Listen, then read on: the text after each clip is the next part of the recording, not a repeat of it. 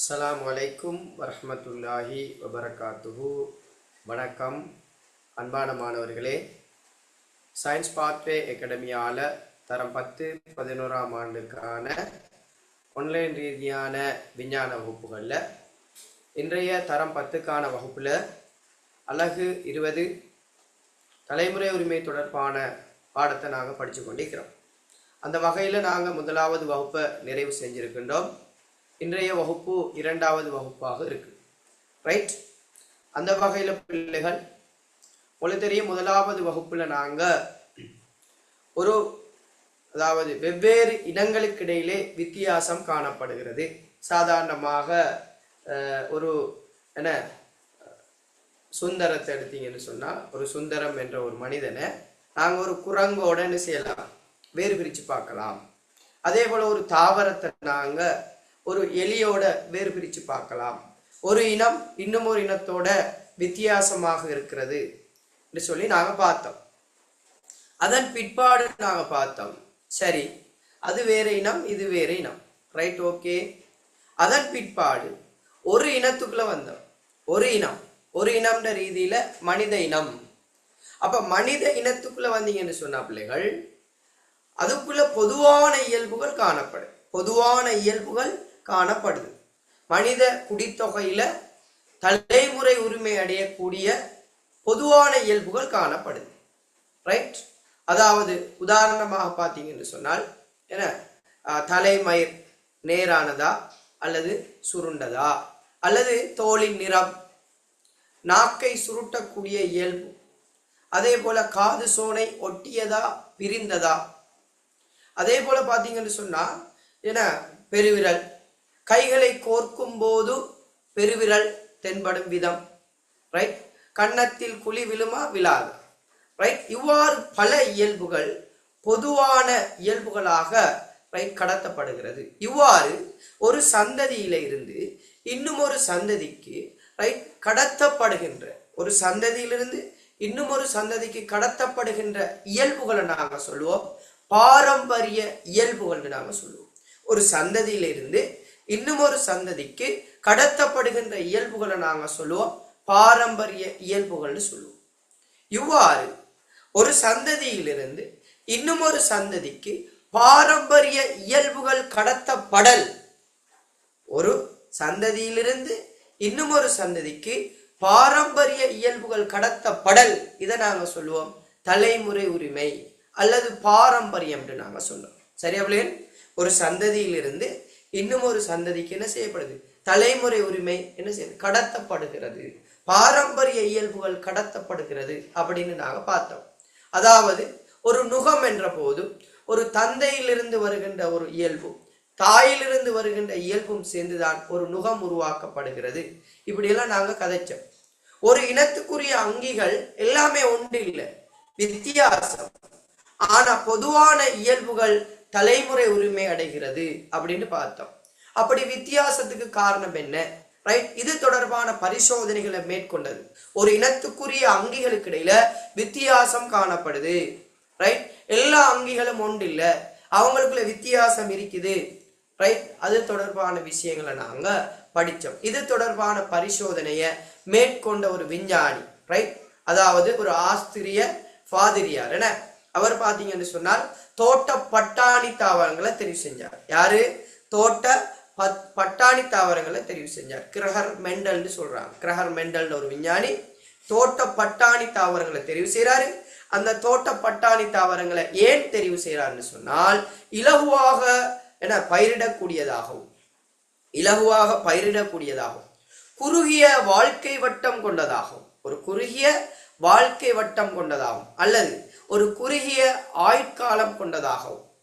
மூன்றாவது பார்த்தீங்கன்னு சொன்ன பிள்ளைகள் தூய வழி விருத்தி செய்யப்பட்ட அங்கிகளை பெறக்கூடியதாகவும், தூய வழி விருத்தி செய்யப்பட்ட அதாவது அங்கி இனங்களை பெறக்கூடியதாகவும்.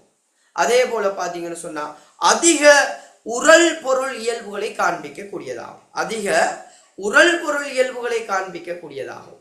அதிக உரல் பொருள் இயல்புகளை, அதாவது இயல்புதான் அவர் பயன்படுத்திய அந்த வசனம் இயல்பு சொல்லுவோம், அது ஒரு இயல்பு, இது ஒரு இயல்பு. அத மாதிரி அவர் பயன்படுத்தி, அதாவது கிரஹர் மெண்டல் பயன்படுத்திய அந்த இயல்புக்கு அவர் சொல்ற பேர் உரல் பொருள் இயல்பு. அவ்வாறு பல உரல் பொருள் இயல்புகளை காண்பிக்கக்கூடியதாகவும், அதே போல பாத்தீங்கன்னு சொன்னா ரைட், இயற்கையாக தன்மகரந்த சேர்க்கைக்கு உட்படக்கூடியதாகவும், தேவை ஏற்படும் சந்தர்ப்பங்கள்ல அயன் மகரந்த சேர்க்கைக்கு உட்படுத்தக்கூடியதாகவும், இவ்வாறு பல இயல்புகளை காட்டுவதால இந்த தோட்ட பட்டாணி தாவரங்களை அவர் தெரிவு செஞ்சார். சொல்றேன், விளங்குதா பிள்ளை? அப்ப நாங்க முதலாவது படிச்சோம், வெவ்வேறு இனங்களுக்கு இடையில வித்தியாசம் இருக்குது, ஒரே இனத்துக்குள்ள பொதுவான இயல்புகள் காணப்படுது, அப்படி இருந்தும் இயல்புகள்ல வித்தியாசம் காணப்படுது. ரைட், அந்த வித்தியாசத்துக்கு காரணம் என்ன என்பதை பரிசோதனை ரீதியாக கிரஹர் மெண்டல் பரிசோதித்தார். அந்த அடிப்படையில தோட்ட பட்டாணி தாவரங்கள்ல தூய வழி விருத்தி செய்யப்பட்ட தோட்ட பட்டாணி தாவரம், தூய வழி விருத்தி செய்யப்பட்டன்னு சொன்னால் உங்களுக்கு தெரியணும், தூய வழி என்பது இரண்டு பரம்பரை அலகும் சமமாக காணப்படும். தூய வழி விருத்தி என்பது இரண்டு பரம்பரை அலகும் சமமாக காணப்படக்கூடியதாக, அதாவது ரெண்டு பேரும் ஒத்தவையாக காணப்படும். இது பரம்பரை இயல்பை தீர்மானிக்குது. இந்த பரம்பரை இயல்பை தீர்மானிக்கின்ற இரண்டு பரம்பரை அலகும் சமமாக காணப்படுமா இருந்தா இதை நாங்க சொன்னோம் தூய வழி விருத்தி செய்யப்பட்ட அல்லது ஓரின நுக விருத்தி செய்யப்பட்ட அல்லது சமநுக விருத்தி செய்யப்பட்ட. சொல்லி பாருங்க பிள்ளை, உங்களுக்குள்ள சொல்லி பாருங்க, ஓரின நுக விருத்தி செய்யப்பட்ட அல்லது சமநுக விருத்தி செய்யப்பட்ட அல்லது தூய வழி விருத்தி செய்யப்பட்ட நெட்டை தாவரத்தை எடுக்கிறார். நெட்டை ஒரு தாவரத்தின் உயரத்தை நெட்டைன்னு எடுக்கிறார். நெட்டை குட்டை. அப்ப நெட்டைக்கு இந்த கேபிட்டல் டீயை பயன்படுத்துறார். நெட்டைக்கு கேபிட்டல் டி. அப்ப தூய வழி விருத்தி செய்யப்பட்ட, அதுலயும் ஒரு விஷயம் இருக்குது பிள்ளைகள், தூய வழி விருத்தி செய்யப்பட்டன்னு சொன்னா பல சந்ததிகளுக்கு நீங்க பரிசோதனை செய்யும் போது அது உயரத்தை தான் தோற்றுவிக்குது. நீங்க பல சந்ததிக்கு நீங்க அந்த பரிசோதனையை செஞ்சீங்கன்னா பிள்ளைகள் அது உயரத்தை தான் தோற்றுவிக்குது. அதைத்தான் நாங்க சொல்றோம் தூய வழி மாறாத இயல்பை தோற்றுவிக்குது. பல சந்ததிகளுக்கு பரிசோதனை செய்யற டைம்ல மாறாத இயல்பை காண்பிக்குது. அந்த மாறாத இயல்பை காண்பிப்பது பாத்தீங்கன்னா தூய வழி விருத்தி செய்யப்பட்டதாக இருக்கும். தூய வழி விருத்தி செய்யப்பட்ட உயரம். அப்ப தூய வழி விருத்தி செய்யப்பட்ட உயரத்தை தூய வழி விருத்தி செய்யப்பட்ட குட்டை தாவரத்துடன், தூய வழி விருத்தி செய்யப்பட்ட குட்டை தாவரத்துடன் ஒற்றை கலப்பு பிறப்பாக்கம் ஒரு உரல் பொருள் இயல்பை மாத்திரம் கலப்பாக்கம் செய்கிறார். ஒரு உரல் பொருள் இயல்பு, அதாவது தாவரத்தின் உயரம் என்ற அடிப்படையை மட்டும் என்ன செய்கிறார், கலக்கிறாரு. தூய வழி விருத்தி செய்யப்பட்ட உயரமான தாவரத்தை தூய வழி விருத்தி செய்யப்பட்ட குட்டை தாவரத்துடன் ரைட் அயன் மகரந்த சேர்க்கைக்கு உட்படுத்துறார். அது ஒரு தாவரத்தின பூ, இது ஒரு தாவரத்தின பூ. ரைட், அயன் மகரந்த சேர்க்கைக்கு உட்படுத்தும் போது பெறப்பட்ட தாவர சந்ததி. இப்ப பாருங்க பிள்ளைகள், உங்களுக்கு தெரியும், இதை நாங்க சொல்லுவோம் அங்கி. தூய வழி விருத்தி செய்யப்பட்ட உயரமான தாவரம், தூய வழி விருத்தி செய்யப்பட்ட குட்டை தாவரம், இது அங்கி. இந்த அங்கிகள் கருக்கட்டப்படுவதில்லை, புணரிகள் தான் கருக்கட்டப்படும். ஆகவே புணரி, கேபிட்டல் டி, புணரி. அப்ப இவர் பாத்தீங்கன்னா சரி அறவாசியாக நிறமூர்த்தங்கள் மாறும். உங்களுக்கு தெரியும், சரி அறவாசியாக நிறமூர்த்தங்கள் மாறும். ஆகவே பாத்தீங்கன்னா சரி அறவாசி, சிம்பிள் டி. இந்த ரெண்டு பேரும் கேமிக், புணரின்னு சொல்லுவோம். என்ன புணரி, இவங்க ரெண்டு பேரும் புணரிகள்.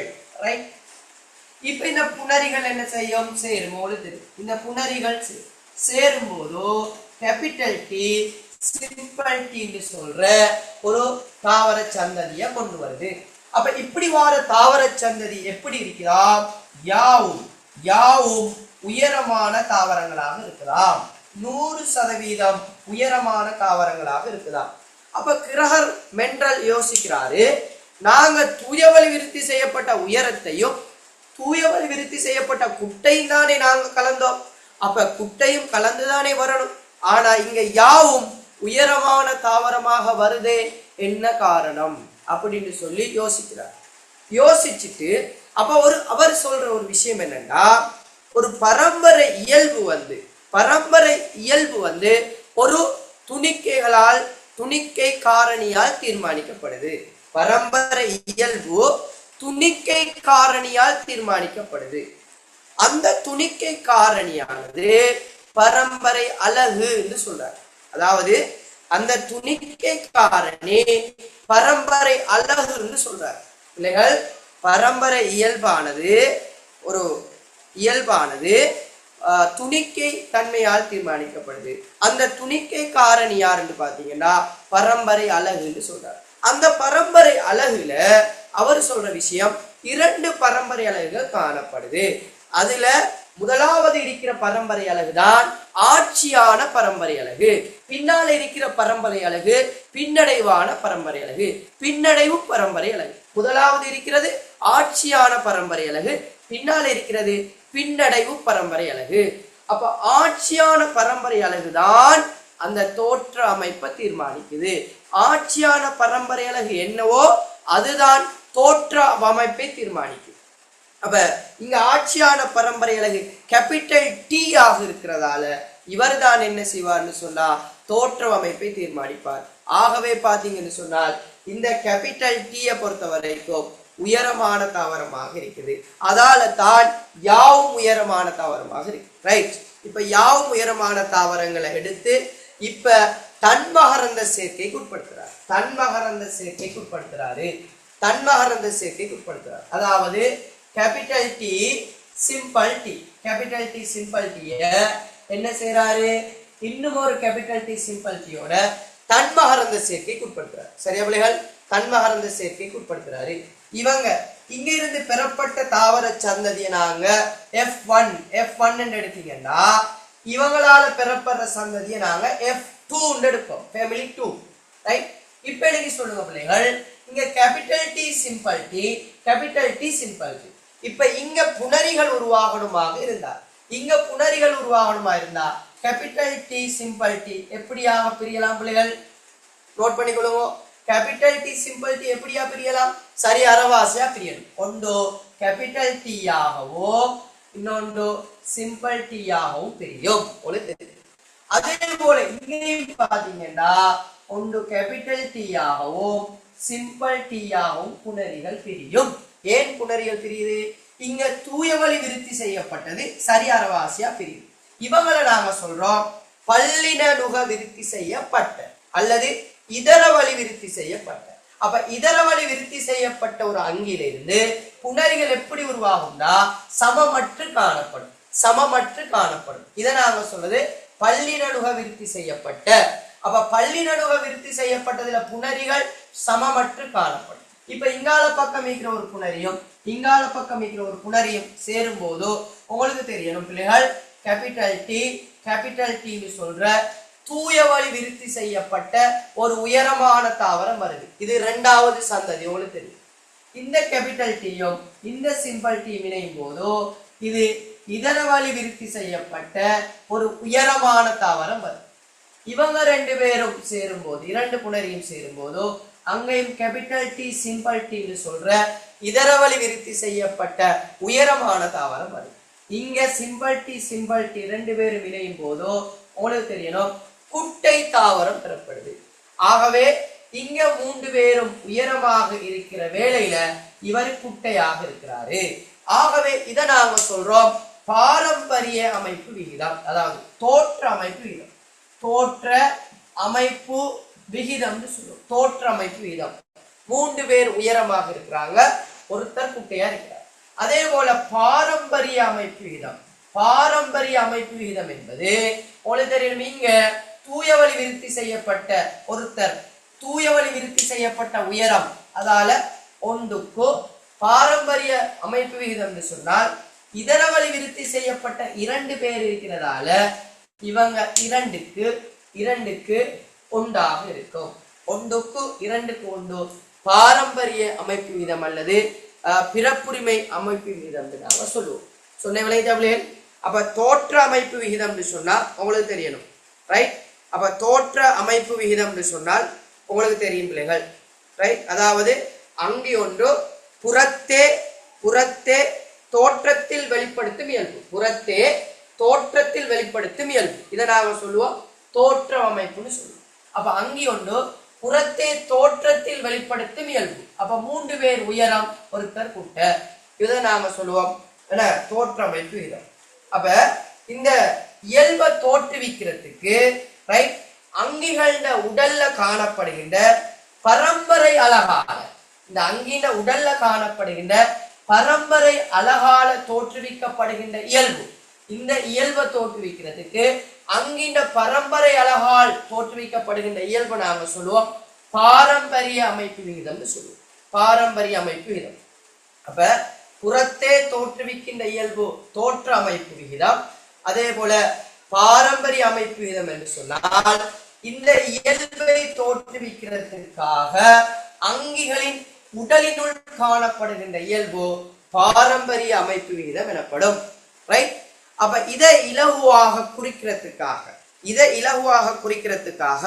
புனட் என்று சொல்ற ஒரு விஞ்ஞானி என்ன செய்யறாருன்னா புனச்சதுர அமைப்பு ஒன்றை என்ன செய்யறாரு அறிமுகப்படுத்துறாரு, புனச்சதுர அமைப்பு ஒன்றை அறிமுகப்படுத்துறாரு. புனச்சதுர அமைப்புன்னு சொன்னா உங்களுக்கு தெரியும், புனச்சதுர அமைப்புன்னு சொன்னால் உங்களுக்கு தெரியணும் இதுதான் ரைட். ஒரு சாய் சதுரமாக வரையலாம், இப்படி பெரிய சதுரமாகவும் வரையலாம், சரியா பிள்ளைகள்? ரைட். இதை என்ன செய்யறாரு இப்படி 3 பிரிக்கிறார், இப்படி 3 பிரிக்கிறார். பிரிச்சுட்டு என்ன செய்யறாரு உங்களுக்கு தெரியணும், இது ஆண் இது பெண், எப்படியும் பிரிக்கலாம், ஆண் பெண் என்று பிரிக்கிறார். அப்ப இதுல பாத்தீங்கன்னா உங்களுக்கு தெரியணும் கேபிட்டல் டி சிம்பிள் டி, என்ன கேபிட்டல் டி சிம்பிள் டி. அப்ப கேபிட்டல் டி சிம்பிள் டி இது புணரி. அப்ப இத பாத்தீங்கன்னா இதுவும் கேபிட்டல் டி சிம்பிள் டி, இப்படி பிரிக்கிறார். புனட் என்ன செய்யறாரு இங்க வார புணரிகளை இங்க எழுதுறார் கேபிட்டல் டி சிம்பிள் டி, இங்க வார புணரிகளை கேபிட்டல் டி சிம்பிள் டி. இப்போ உங்களுக்கு தெரியணும் இந்த கேபிட்டல் டியும் இணைஞ்சா கேபிட்டல் டி சொல்ற ஒரு அங்கி உருவாக்கப்படும். இந்த கேபிட்டல் டி இந்த சிம்பிள் டியும் இணைஞ்சால் உங்களுக்கு தெரியணும் கேபிட்டல் டி ஒன்றும் சிம்பிள் டி ஒன்றும் வரும். இந்த கேபிட்டல் டியும் இந்த சிம்பிள் டியும் சேர்ந்தா கேபிட்டல் டியும் சிம்பிள் டியும் வரும். அதே போல இந்த சிம்பிள் டியும் இணைஞ்சால், இந்த சிம்பிள் டியும் இணைஞ்சால் சிம்பிள் டி.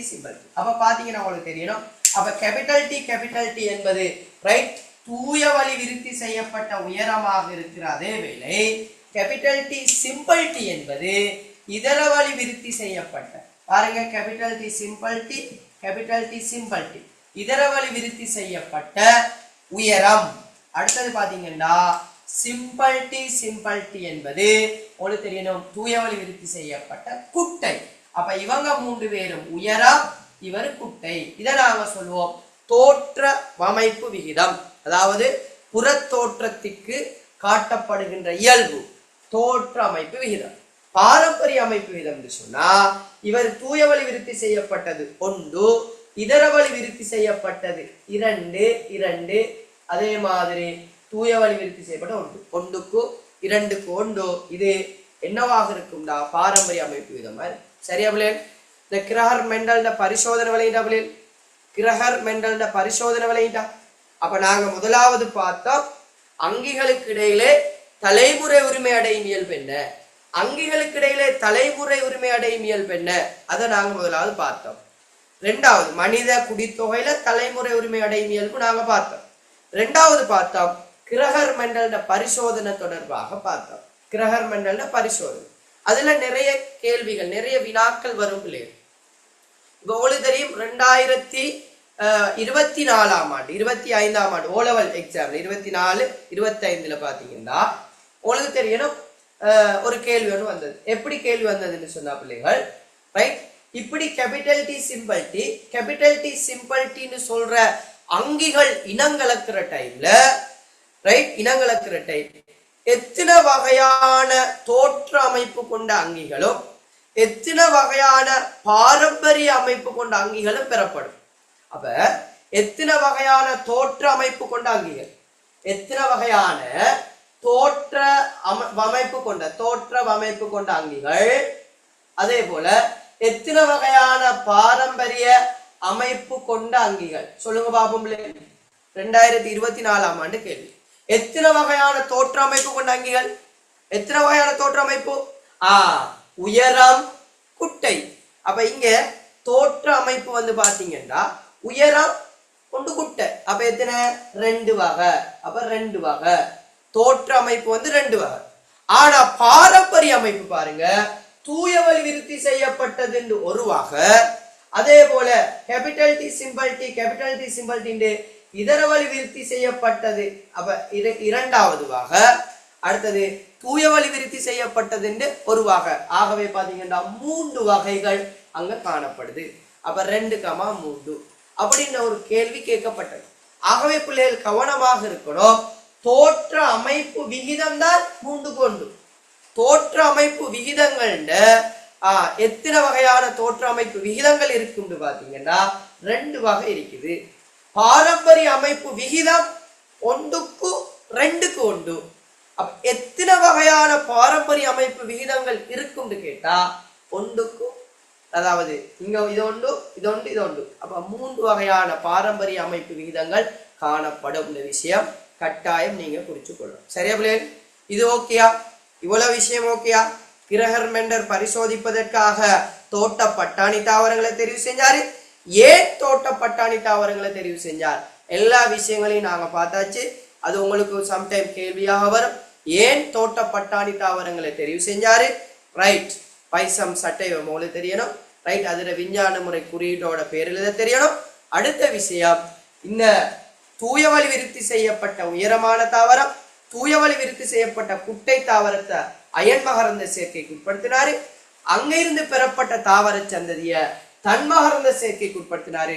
பெறப்பட்ட சந்ததி பாத்தீங்கன்னா இவ்வாறான ஒரு பாரம்பரிய அமைப்பாக இருந்தது. ரைட் பிள்ளைகள், நிறைய பேர் கேள்வி போடுறீங்க, நோட் பண்ணிக்கொள்ளுங்க. அப்ப தோற்ற அமைப்பு விகிதம்னு சொன்னா எழுதி கொள்ளுங்க. தோற்ற அமைப்பு விகிதம்டா அங்கி ஒன்று அங்கி ஒன்று அங்கி ஒன்று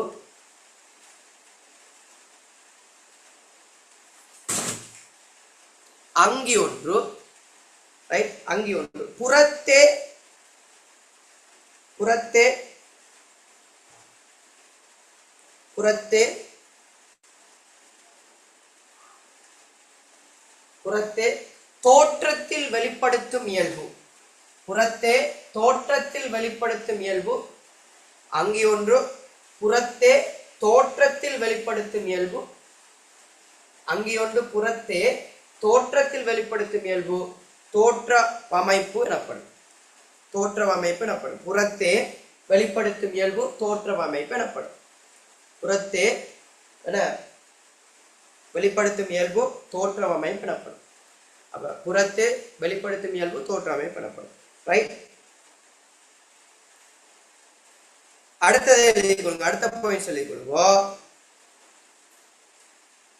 தோற்ற அமைப்பு இயல்பை தோற்றுவிப்பதற்காக தோற்ற அமைப்பு இயல்பை தோற்றுவிப்பதற்காக தோற்ற அமைப்பு இயல்பை தோற்றுவிப்பதற்காக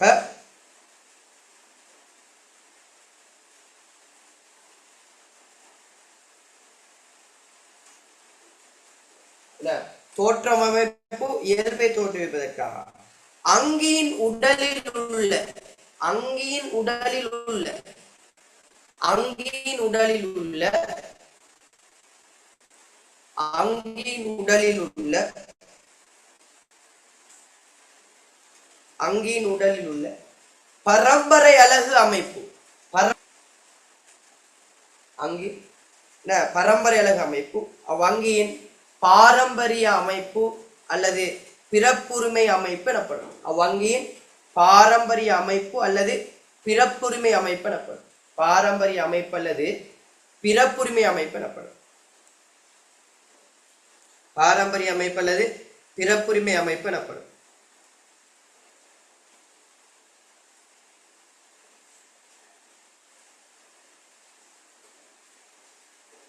ரைட்.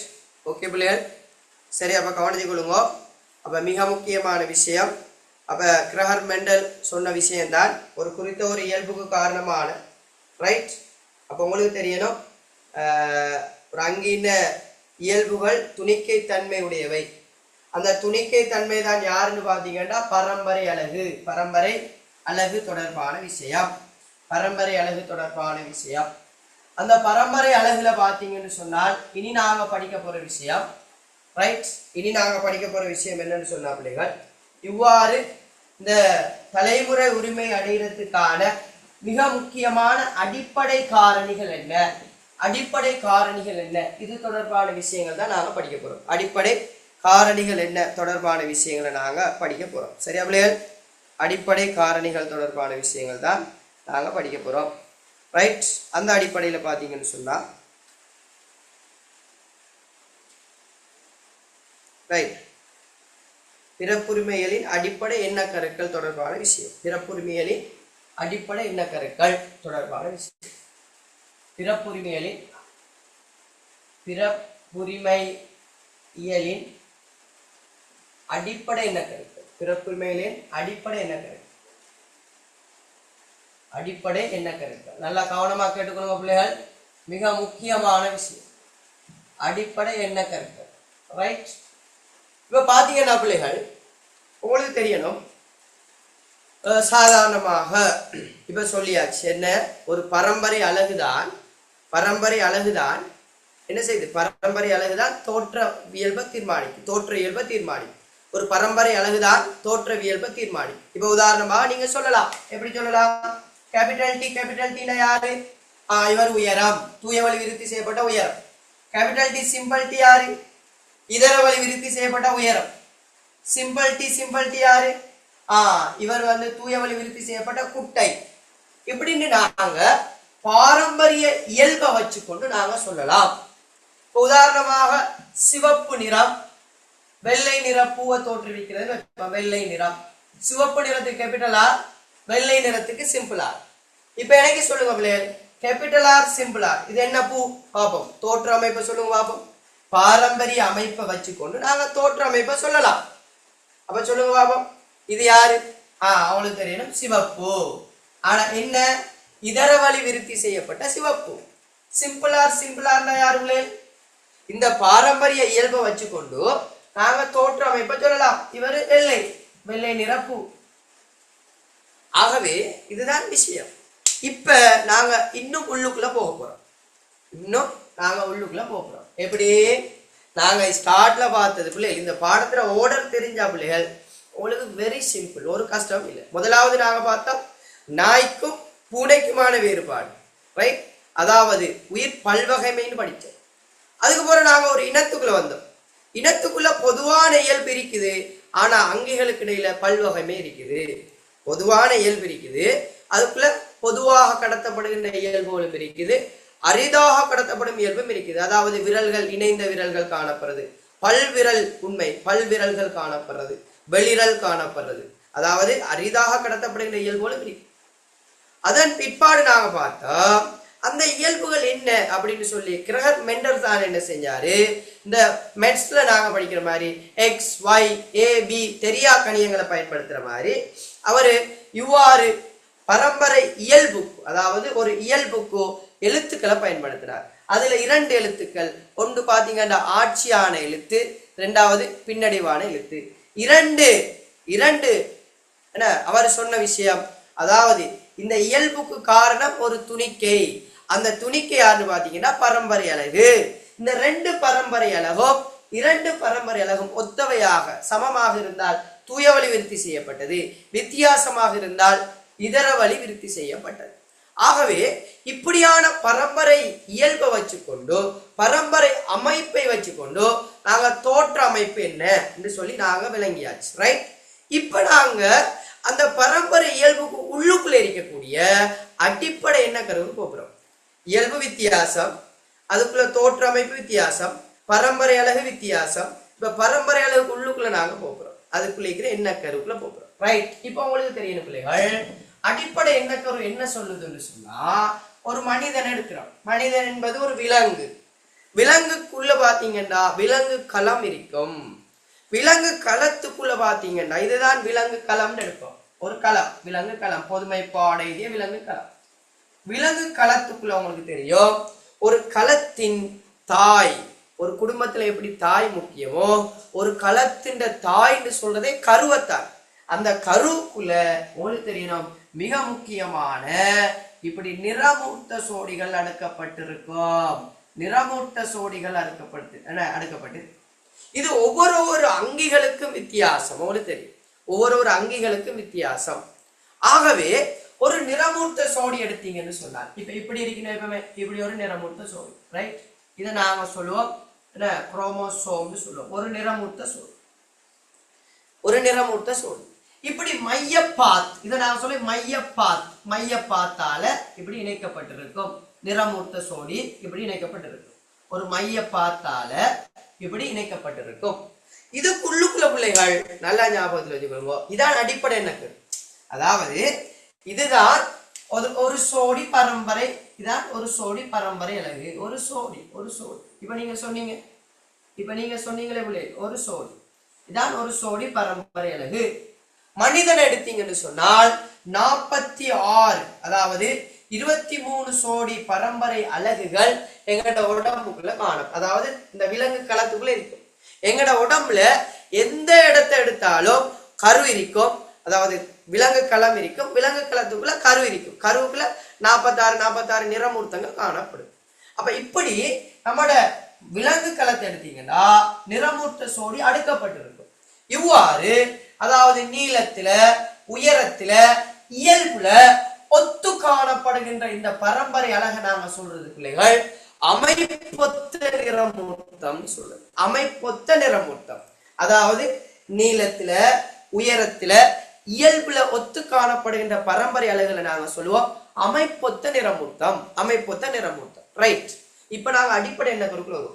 இந்த நிறமூர்த்தத்துக்குள்ள பிள்ளைகள், இந்த நிறமூர்த்தத்துக்குள்ள பிள்ளைகள் உள்ளுக்குள்ள நல்லா ஞாபகத்துல வச்சுக்கொள்ளுங்க. நிறமூர்த்தத்துக்குள்ள ரைட் டிஎன்ஏ என்ன செய்யப்படும்? காணப்படும். நீங்க அப்புறம் என்ன ஹிஸ்டின் அப்படின்னு சொல்ற புரதத்தோட இணைஞ்சு காணப்படும். அது உங்களுக்கு தேவையில்லை. அப்ப இதுக்குள்ள பாத்தீங்கன்னா என்ன டிஎன்ஏ காணப்படும். டிஎன்ஏ காணப்படும். இந்த டிஎன்ஏ தான் சொல்றாங்க பிள்ளைகள் ஒரு என்ன குரோமோசோம். ஒரு நிறமூர்த்தத்துக்குள்ள டிஎன்ஏ இப்படி விரிச்சா பிள்ளைகள் கிட்டத்தட்ட 2 மீட்டர் நீளமான டிஎன்ஏ. எத்தனை மீட்டர்? 2 மீட்டர் நீளமான டிஎன்ஏ. சொல்ல விளங்குதா பிள்ளைகள்? எத்தனை மீட்டர்? ஒரு நிறமூர்த்தத்துக்குள்ள 2 மீட்டர் நீளமான டிஎன்ஏ காணப்படும், ரைட்? இப்ப நாங்க பார்ப்போம் பிள்ளைகள். அப்ப டிஎன்ஏ தான் பரம்பரை அழக தீர்மானிக்குது. நாங்க ஏற்கனவே படிச்சாச்சு. எங்க படிச்சாச்சு? உயிர் ரசாயனத்துல நாங்க படிச்சோம். 10ஆம் ஆண்டுல முதலாவது பாடம் உயிர் ரசாயனம், பயோ கெமிஸ்ட்ரி. அந்த பாடத்துல நாங்க படிச்சோம். ஏன்னா ஆர்என்ஏ டிஎன்ஏ ரெண்டு பேரும் யார மூலக்கூறுகள்? ஆர்என்ஏ டிஎன்ஏ என்பது என்ன உங்களுக்கு தெரியணும். நியூக்ளிக் அமிலத்திட பகுதிகள், நியூக்ளிக் அமிலத்திட வகைகள். நியூக்ளிக் அமிலம் என்பது என்ன? ஒரு உயிரியல் மூலக்கூறு, அதாவது உயிர் சடப்பொருளை உருவாக்குகின்ற பிரதான சேதன சேர்வை. கார்போஹைட்ரேட், புரதம், லிப்பிட், நியூக்ளிக் அமிலம். அந்த நியூக்ளிக் அமிலத்துல ஒரு வகைதான் உங்களுக்கு தெரியணும் அங்கிகள்ல, பொதுவாக அங்கிகள்ல பாரம்பரிய இயல்பை கடத்தக்கூடியது டிஎன்ஏ. அப்ப இந்த நிறமூர்த்த, அதாவது இந்த நிறமூர்த்தத்துக்குள்ள இருக்கிறது யாருன்னு பாத்தீங்கன்னா டிஎன்ஏ காணப்படும். டிஎன்ஏ இருக்கும், ரைட்? இப்ப நாங்க பார்ப்போம் பிள்ளைகள், சரியா பிள்ளைகள்? அப்ப டிஎன்ஏ காணப்படும். அப்ப டிஎன்ஏ, இந்த டிஎன்ஏ முதலாக கண்டுபிடிச்ச விஞ்ஞானி தான் யாரு? ஒட்சன் அண்ட் கிரிக்னு சொல்லுவாங்க. ஒட்சன் அண்ட் கிரிக் அப்படின்னு ஒரு விஞ்ஞானி. ஒட்சன் அண்ட் கிரிக் விஞ்ஞானி தான் 2 பேர் சேர்ந்து, அதுல ஒட்சன் கிட்டத்தட்ட 87 வயதுல என்ன செஞ்சாரு? இறந்து போனாரு, ஒரு கடந்த 2 கிழமைக்கு முன்பு, சரியாவில்லை? ரைட். அப்ப அந்த ஒட்சன் அண்ட் கிரிக் தான் என்ன செஞ்சாங்க? டிஎன்ஏ மாடலை இந்த உலகத்துக்கு அறிமுகப்படுத்தினார். தம்பி டிஎன்ஏன்னு சொன்னா எப்படின்னா ஒரு அச்சை சுற்றி சுருண்ட ஏணி உருவான அமைப்பு. ஒரு அச்சை சுற்றி சுருண்ட ஏணி உருவான அமைப்பு, அதாவது double helix model. Double helix model, ஒரு அச்சை சுற்றி சுருண்ட ஏணி உருவான அமைப்பு அப்படின்னு சொல்லி யாரு? ஒட்சன் அண்ட் கிரிக் இவங்க சொன்னாங்க. இப்போ உதாரணமா பாத்தீங்கன்னா சொல்லுவோமே, அப்ப உண்மையா ஒரு டிஎன்ஏ மாடல் எப்படி இருக்குன்னு சொன்னாங்களே கொஞ்சம் கவனிச்சு கொள்வோம், ரைட்? உங்களுக்கு இது சில வேளைகளில் கொஞ்சம் கூடுதலான அறிவாக இருந்தாலும் அடிப்படை தெரிஞ்சிருக்கணும். இதுதான் அடிப்படை, உங்களுக்கு தெரியணும் பிள்ளைகள். இதுதான் உங்களுக்கு இந்த பாரம்பரிய பிறப்புரிமை தொடர்பான அடிப்படை. கட்டாயம் இந்த டிஎன்ஏ மாடல் கட்டாயம் தெரிஞ்சிருக்கு. இதான் டிஎன்ஏ மாடல். என்ன சொல்லுங்க. இந்த டிஎன்ஏ மாடல் இப்படி மாடல் எல்லாம் வரைஞ்சி உங்களுக்கு ஒரு படம் ஒன்று இருக்கு. டிஎன்ஏ தொடர்பான ஒரு படம் தெரியுமா இல்லையா? இப்படி டிஎன்ஏ தொடர்பான ஒரு படம் உண்டு. என்ன படம்? டிஎன்ஏவோட சம்பந்தப்பட்டு படிப்போம். ஜெனட்டிக் இன்ஜினியரிங், பாரம்பரிய அதாவது பிறப்புரிமை பொறியியல், இது தொடர்பான ஒரு படம் உண்டு இருக்கேன. ரைட். அப்ப பாத்தீங்கன்னா உங்களுக்கு தெரியணும். அப்ப இவ்வாறு ஒரு அச்சை சுற்றி சுருண்ட ஏணி உருவான அமைப்பு, இப்படி ஒரு அச்சை சுற்றி சுருண்ட ஏணி உருவான அமைப்பாக இருக்கும். இப்ப உதாரணமாக பாத்தீங்கன்னு சொன்ன பிள்ளைகள் உங்களுக்கு 7ஆம் வரி படம். Very good. சரி சரி 7ஆம் வரி. இப்ப நீங்க பாத்தீங்கன்னா பிள்ளைகள் உண்மையாவே இந்த பாருங்க பிள்ளைகள். இப்ப இதுல உங்களுக்கு தெரியும் இந்த ஒரு இதை சொல்றது 2 பட்டி. அதாவது உங்களுக்கு தெரியும் நியூக்ளிக் அமிலம். நியூக்ளிக் அமிலத்துல உங்களுக்கு தெரியும் 2 வகை இருக்கு. ஒன்று RNA, அதே மாதிரி DNA. அங்கிகள்ல RNA உங்களுக்கு தெரியும் புரத தொகுப்புல உதவும். புரத தொகுப்புல DNA தான் அங்கிகள்ல பாரம்பரிய இயல்புகளை களஞ்சியப்படுத்துறது, பாரம்பரிய இயல்புகளை அடுத்த சந்ததிக்கு கடத்துறது, பாரம்பரிய தகவல்களை களஞ்சியப்படுத்துறது, ரைட், பாரம்பரிய தகவல்களை அடுத்த சந்ததிக்கு கடத்துறது. அப்ப அந்த டிஎன்ஏ பொறுத்த வரைக்கும் உங்களுக்கு தெரியணும், இது RNA ஒரு பட்டி, DNA பாத்தீங்கன்னா இப்படி 2 பட்டி. இப்படி DNA இப்படி 2 பட்டியாக காணப்படும். ஒரு பட்டியா இருந்தா RNA, DNA என்பது இரட்டை பட்டி, 2 பட்டின்னு சொல்லுவாங்க. சரியா பிள்ளைகள்? ரைட். அதுவும் எப்படி இருக்குமா பிள்ளைகள்?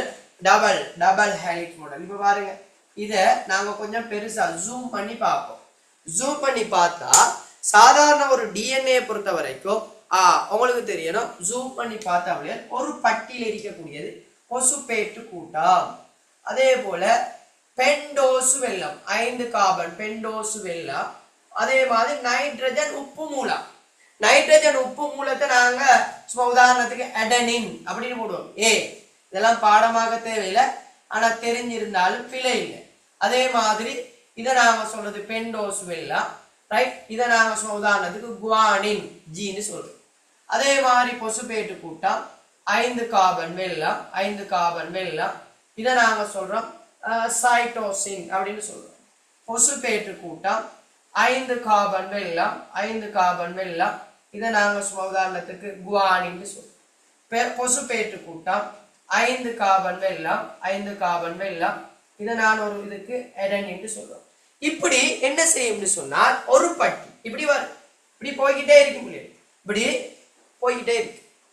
அதே போல இங்கால பக்கத்துக்கு எடுத்தீங்கன்னா, இங்கால பக்கத்துக்கு, ரைட், இங்கால பக்கத்துக்கு எடுத்தீங்கன்னா, ரைட், இருக்கும் டயமினும் இருக்கும், சில வேளை டயமின் இல்லாம இருக்கும், ரைட். இது ஒரு பட்டி.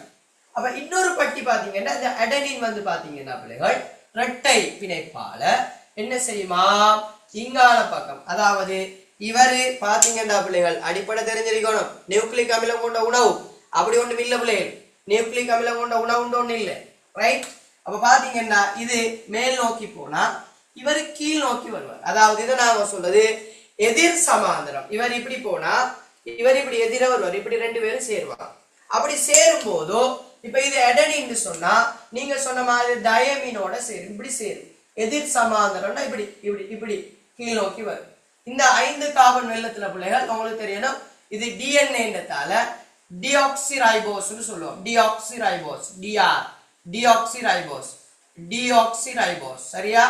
Deoxyribose, deoxyribose. இதுல அடிப்படையை தான் சொல்றேன் உங்களுக்கு. இதை நீங்க கட்டாயம் ஃபுல்லா விளங்கி அப்படியோ ஃபுல்லா விளங்க அவசியம் இல்லை. நான் சொல்ற விஷயத்த கொஞ்சம் கேட்டுக்கொள்ளுங்க, சுருக்கம். டிஆர். அப்ப அந்த டிஆர் என்ன செய்யணும், பொசுபேட்டோட சேரும். இப்படி பொசுபேட்டோட சேர்ந்து என்ன செய்யணும் பிள்ளைகள், ரைட், இப்படி பொசுபேட்டோட சேர்ந்து உங்களுக்கு தெரியணும் இங்க குவானின்னு சொன்னா இப்படி சைட்டோசின் அப்படின்ற ஒரு ஆளோட சேருவார், சைட்டோசினோட சேரும். அப்படி சேரும்போது மும்மை பிணைப்பா இப்படி மும்மை பிணைப்பை உருவாக்குமா. எப்படி? இப்படி ஒரு மும்மை பிணைப்பை உருவாக்குமா. திரும்ப பொசுபேட்டு கூட்டம் இப்படி என்ன செய்யும், இங்கால பக்கம் என்ன செய்யுமா, இப்படி இங்கால பக்கம் சைட்டோசின் சொன்னா குவானினோட சேரும், ரைட் பிள்ளைகள். இதெல்லாம் பாடமாக்க வேண்டிய அவசியம் இல்லை. நான் சொல்ல வார விஷயம் என்னன்னு சொன்னா இப்ப இவ்வாறு எடனின், டயமின், குவானின், சைட்டோசின், டயமின் இப்படி ஒவ்வொருத்தர் அந்த அந்த நிறமூர்த்தத்துல என்ன செய்யப்படும்? அடுக்கப்படும். மூலக்கூறுகள் அடுக்கப்படும். மூலத்தொடர். இதான் நாங்க மூலத்தொடர்னு சொல்றோம். உதாரணமாக குப்பமரைக்காரன்னு எடுப்போம். ஒருத்தர் குப்பமரைக்கார். அப்ப குப்பமரைக்கார் பாத்தீங்கன்னா A C G T C A C G T A C இப்படி ஒரு மூலத்தொடர்னு வைப்போம். இப்ப இந்த மூலத்தொடர், இந்த டிஎன்ஏ மூலத்தொடர் இதே இவர மகன் அல்லது இவர சொந்தத்துக்குள்ள பாத்தீங்கன்னு சொன்னா, இவர இரத்த உறவா இருந்தா இவருடைய டிஎன்ஏ மூலத்தொடர் எப்படி இருக்கலாம்னு சொன்னா A C G T A C C G T A C. எனக்கு சொல்லுங்க, இந்த ரெண்டு மூலத்தொடரும் ஒண்டா வேற வேறையா? இந்த ரெண்டு மூலத்தொடரும் ஒண்டா வேற வேறையா? சொல்லுங்க பாப்போம். இந்த ரெண்டு மூலத்தொடரும் ஒண்டா வேற வேறையா? வேற வேற. எங்க வேற? ரைட். அப்ப உங்களுக்கு தெரியணும், இந்த இடத்துல என்ன செய்யுது? வித்தியாசப்படுது. இந்த இடத்துல ஒரு இடத்துல வித்தியாசப்படுது. சரியா பிள்ளைகள்? ஒரே ஒரு இடத்துல மட்டும் வித்தியாசப்படுது. ஆனா மிச்சம் எல்லா இடத்திலையும் கிட்டத்தட்ட ஒரே மாதிரி இருக்குது. ரைட். இப்ப நான் சொல்ல வர விஷயம் இதுதான் பிறப்புரிமை உறுப்பை, அதாவது பிறப்புரிமையில் அடிப்படை என்ன? அதாவது நிறமூர்த்தம். நிறமூர்த்தத்தில் இருக்கிற டிஎன்ஏ, டிஎன்ஏல இருக்கிற மூலத்தொடர். அப்ப இந்த மூலத்தொடர் பாத்தீங்கன்னா கிட்டத்தட்ட ஒரு குடும்பத்தில் இருக்கிறார்களுக்கு மூலத்தொடர் கிட்டத்தட்ட ஒரு சின்ன வித்தியாசத்தோடு இருக்கும். அந்த 7ஆம் அறிவு படத்திலையும் அப்படித்தான். அப்ப போதி தர்மண்ட டிஎன்ஏ எடுத்துக்கொண்டு அவங்களோட குடும்ப உறவுகளுக்கு தான் செக் பண்ணாங்க. செக் பண்ணும் போது தான் அந்த படத்துல வர சூர்யான்னு நினைக்கிறேன் ஹீரோ, அவருடைய டிஎன்ஏ கிட்டத்தட்ட என்ன செய்யுது? 82 84 ஏதோ ஒரு வீதம் பொருந்தது. ஆகவே பாத்தீங்கன்னா அப்ப உங்களுக்கு விளங்கணும், அப்ப ஒரே குடும்பத்தில் இருக்கிறார்களுக்கு கிட்டத்தட்ட என்ன செய்யும்? இந்த பரம்பரை அழகு சின்ன சின்ன வித்தியாசத்தோட இருக்கும். ஆகவே அப்ப உங்களுக்கு ஒரு விஷயம் விளங்குதா? ஒரு குடும்பத்தில் இருக்கிறார்கள நிறமூர்த்த சோடிகள் கிட்டத்தட்ட ஒரே விதமாக இருக்கலாம். ஆகவே பாத்தீங்கன்னா ஒரு சந்ததியிலிருந்து இன்னும் ஒரு சந்ததிக்கு பாரம்பரிய இயல்புகள் கடத்தப்படுறது பாத்தீங்கன்னு சொன்னா இப்படியான டிஎன்ஏ வடிவுல தான் கடத்தப்படுது. பாரம்பரிய இயல்புகள் கடத்தப்படுறது இந்த பரம்பரை அழகு மூலமாக. அப்ப பரம்பரை அழகுன்னு சொன்னா ஒரு குறித்த டிஎன்ஏ மூலத்தொடர், இந்த குறித்த டிஎன்ஏ மூலத்தொடரைத்தான் நாங்க பரம்பரை அழகு என்று சொல்றோம். அப்ப பரம்பரை அழகு என்பது சுருக்கம் இந்த டிஎன்ஏ. இந்த விஷயம் இல்லை.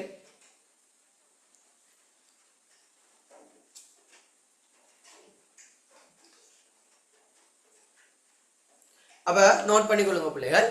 ஒரு குறித்த பிள்ளைகள் இதை கொஞ்சம் நோட் பண்ணிக்கொள்ளுங்க, மிக முக்கியமாக தேவையான ஒரு விஷயம். ஒரு குறித்த இயல்புக்கு பொறுப்பான, ஒரு குறித்த இயல்புக்கு காரணமான, ஒரு குறித்த இயல்புக்கு காரணமான, ஒரு குறித்த இயல்புக்கு காரணமான, ஒரு குறித்த இயல்புக்கு காரணமான டிஎன்ஏ மூலத்தொடர், டிஎன்ஏ மூலத்தொடர், ஒரு குறித்த இயல்புக்கு பொறுப்பான டிஎன்ஏ மூலத்தொடர், டிஎன்ஏ மூலத்தொடர், டிஎன்ஏ மூலத்தொடர், டிஎன்ஏ மூலத்தொடர் பரம்பரை அலகு எனப்படும். டிஎன்ஏ மூலத்தொடர் பரம்பரை அலகு எனப்படும். டிஎன்ஏ மூலத்தொடர் பரம்பரை அலகு எனப்படும். டிஎன்ஏ மூலத்தொடர் பரம்பரை அலகு எனப்படும். ஒரு குறித்த இயல்புக்கு பொறுப்பான ரைட் டிஎன்ஏ மூலத்தொடர் பரம்பரை அலகு எனப்படும். அந்த பரம்பரை அலகுதான் பிறப்புரிமை என்ற அடிப்படை எண்ணக்கருவாக இருக்கும். பரம்பரை அலகு. சரியா பிள்ளைகள்? ரைட். பரம்பரை அலகு மிக முக்கியமாக தெரிஞ்சிருக்கணும். பரம்பரை அலகு ரைட். பரம்பரை அலகு. அப்ப உங்களுக்கு தெரியணும் பரம்பரை அலகு. இந்த பரம்பரை அலகுல பாத்தீங்கன்னா உங்களுக்கு தெரியணும், ஒரு மனிதன் எடுத்தீங்கன்னா மனிதன் தலைமுறை உரிமை அடையும் விதம்.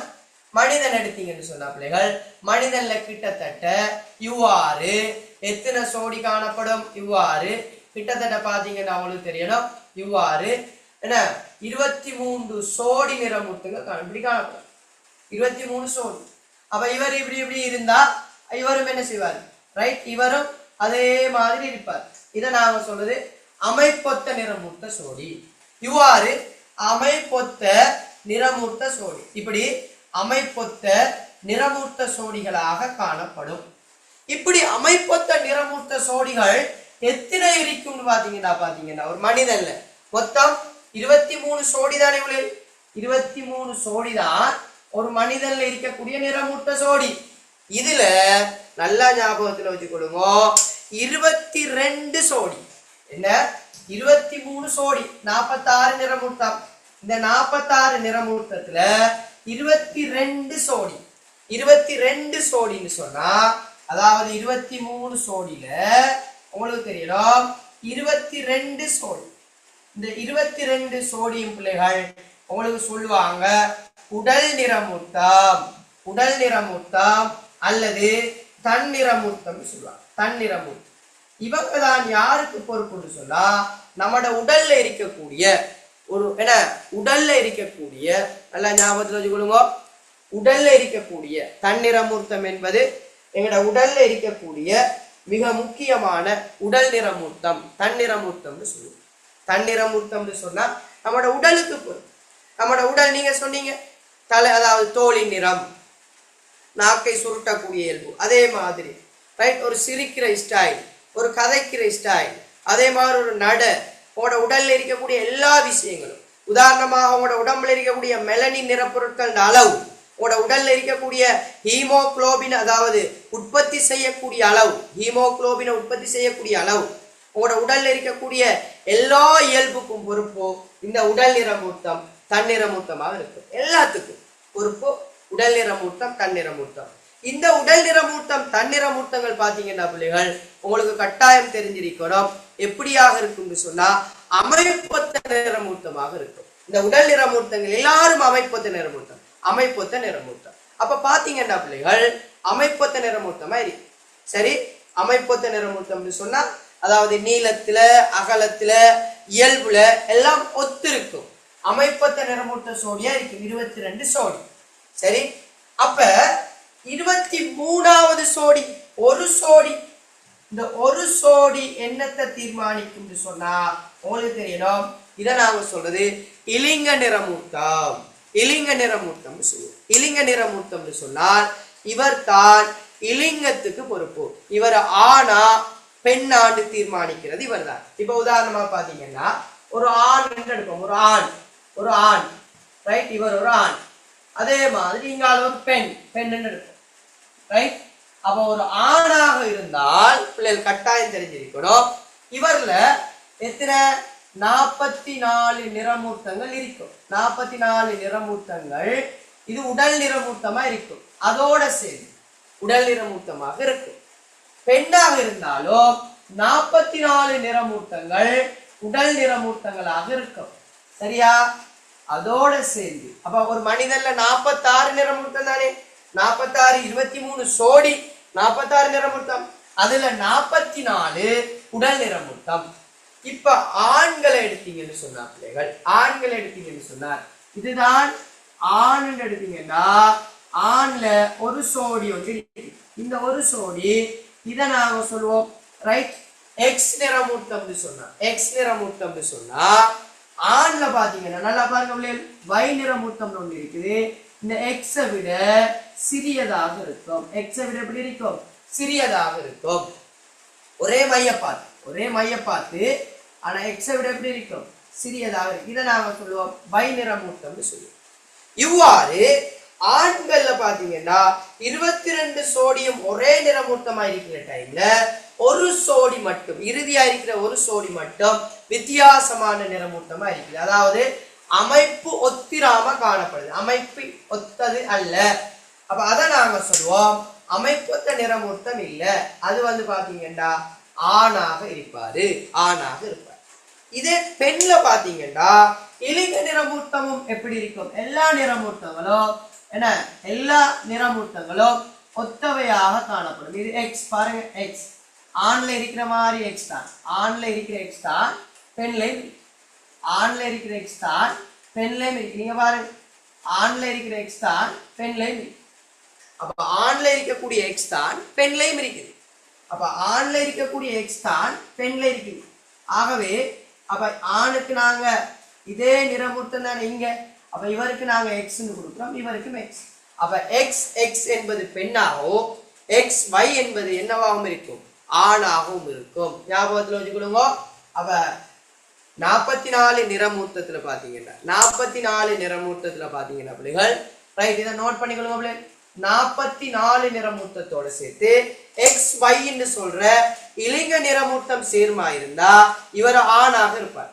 பெண்ணுன்னு சொன்னா 44 நிறமூர்த்தத்தோட எக்ஸ் எக்ஸ் நிறமூர்த்தம் சேர்மா இருந்தா இவர் பெண்ணாக இருப்பார். அப்ப இவர்லையும் 46, இவர்லையும் 46. ரைட், நல்லா ஞாபகத்தில் வச்சுக்கொள்ளுங்க பிள்ளைகள்.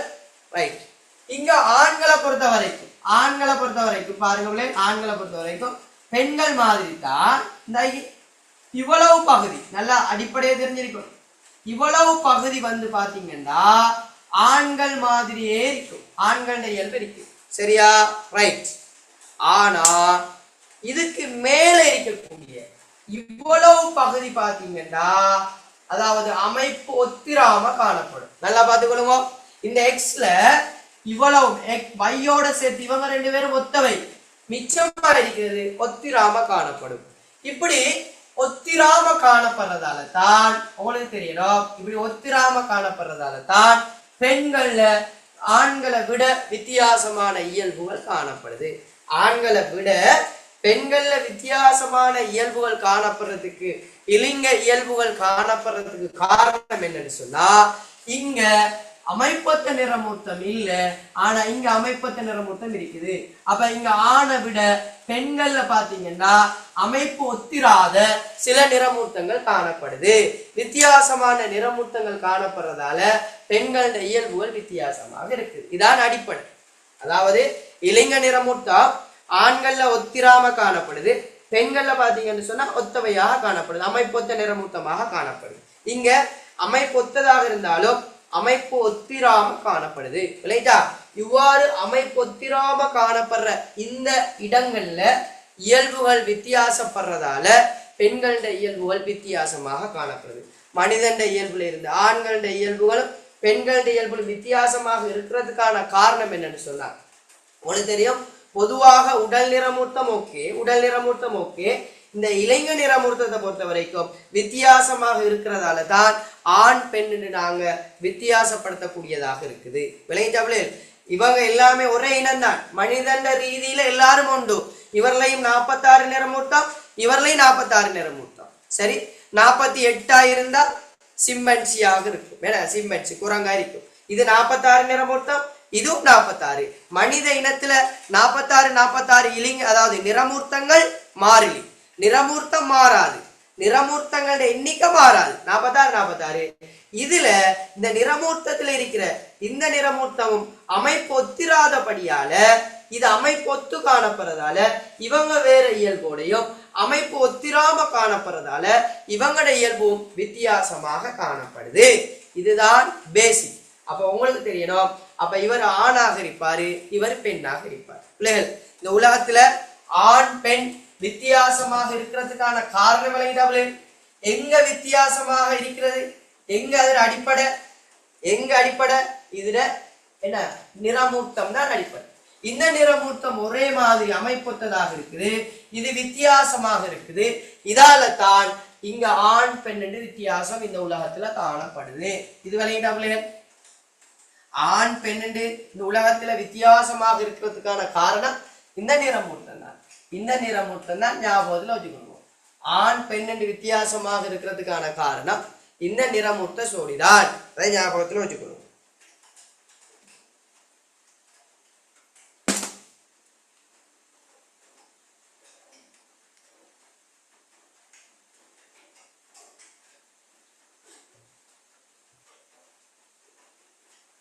ரைட்டா பிள்ளை?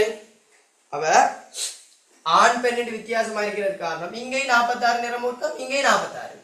சரி, இப்ப நாங்க பார்ப்போம் பிள்ளைகள். அப்ப உங்களுக்கு தெரியும், அப்ப மனிதன்ல பாத்தீங்கன்னு சொன்னால் மனிதன்ல தலைமுறை உரிமை அடைகிற விதம், மனிதன்ல உடல் நிறமூர்த்தங்கள் 46, இங்கேயும் பெண்லையும் 46, இலிங்க நிறமூர்த்தம் தான் பெண்ல அமைப்பொத்த நிறமூர்த்தமாக இருக்குது, இங்க ஓரளவு அமைப்பொத்ததாக இருக்குது, மிச்சம் அமைப்பு ஒத்திராம காணப்படுது. சரியா பிள்ளைகள்? ரைட். இந்த விஷயத்தை கட்டாயம் நீங்க தெரிஞ்சு கொள்ளணும். இனி நாங்க பார்க்க போறோம் மனிதனின் இலிங்க நிர்ணயம். பிள்ளைகள், முதலாவது நாங்க பார்த்தா பொதுவாக மனிதன்ல தலைமுறை உரிமை அடையக்கூடிய இயல்புகள். சரியா பிள்ளைகள்? மனிதன்ல தலைமுறை உரிமை அடையக்கூடிய இயல்புகள் சம்பந்தமா பார்த்தோம். ரெண்டாவது நாங்க பார்த்தோம் ரைட் கிரஹம் மெண்டல் பரிசோதனை தொடர்பாக பார்த்தோம். மூன்றாவது நாங்க பார்த்தோம் மனிதன்ல தலைமுறை உரிமை அடைகிற விஷயங்கள், அதாவது அடிப்படை எண்ணக்கருக்கள், அந்த அடிப்படை எண்ணக்கருவை வச்சுக்கொண்டு பரம்பரை அழக வச்சுக்கொண்டு நாங்க என்ன செஞ்ச பிள்ளைகள், பரம்பரை அழக வச்சுக்கொண்டு நாங்க அமைப்பொத்த நிறமூர்த்தங்கள் பார்த்தோம். அந்த அமைப்பொத்த நிறமூர்த்தங்கள் பெண்கள்ல ஒன்றா இருக்குது, இங்க அமைப்பு ஒத்திராம காணப்படுறதால பெண்கள் ஆண்கள இயல்புகள் வித்தியாசமாக இருக்குது. உங்களுக்கு தெரியுதானே, பரம்பரை அழகுகள் வித்தியாசப்படும் போது தோற்ற அமைப்பு வித்தியாசப்படும், பரம்பரை அழகுகள் வித்தியாசப்படும் போது தோற்ற அமைப்பு வித்தியாசப்படும். இந்த விஷயத்துக்கு நாங்க வந்தாச்சு. சரியா பிள்ளை? இப்போ உங்களுக்கு எப்படி கேள்வி வரும்னு சொன்னால் இந்த உலகத்துல மனிதன் இலிங்க நிர்ணயம் எப்படி உருவாக்கப்படுது அப்படின்னு பாத்தீங்கன்னா, இலிங்க நிர்ணயம் எப்படி உருவாக்கப்படுது. இப்ப நாங்க பார்ப்போம். ஒரு ஆணை எடுத்தீங்கன்னு சொன்னால் ஒரு ஆண்ல பாத்தீங்கன்னா பிள்ளைகள் இலிங்க நிர்ணயம் எப்படி வரப்போகுது. ஒரு பெண், இது மிக முக்கியம், உங்களோட பாஸ் பேப்பர்களையும் வந்திருக்குது, கவனமா பாருங்க. ஆண்ல உங்களுக்கு தெரியணும் 46 நிறமூர்த்தம். 46 நிறமூர்த்தம் பாத்தீங்கன்னு சொன்னா உடல் நிறமூர்த்தம் சக எக்ஸ் y இலிங்க நிறமூர்த்தம். பெண்ல பாத்தீங்கன்னு சொன்னா 44 நிறமூர்த்தம் என்ன உடல் நிறமூர்த்தம் சக எக்ஸ் எக்ஸ் ஆக இருக்கும். உங்களுக்கு தெரியும்.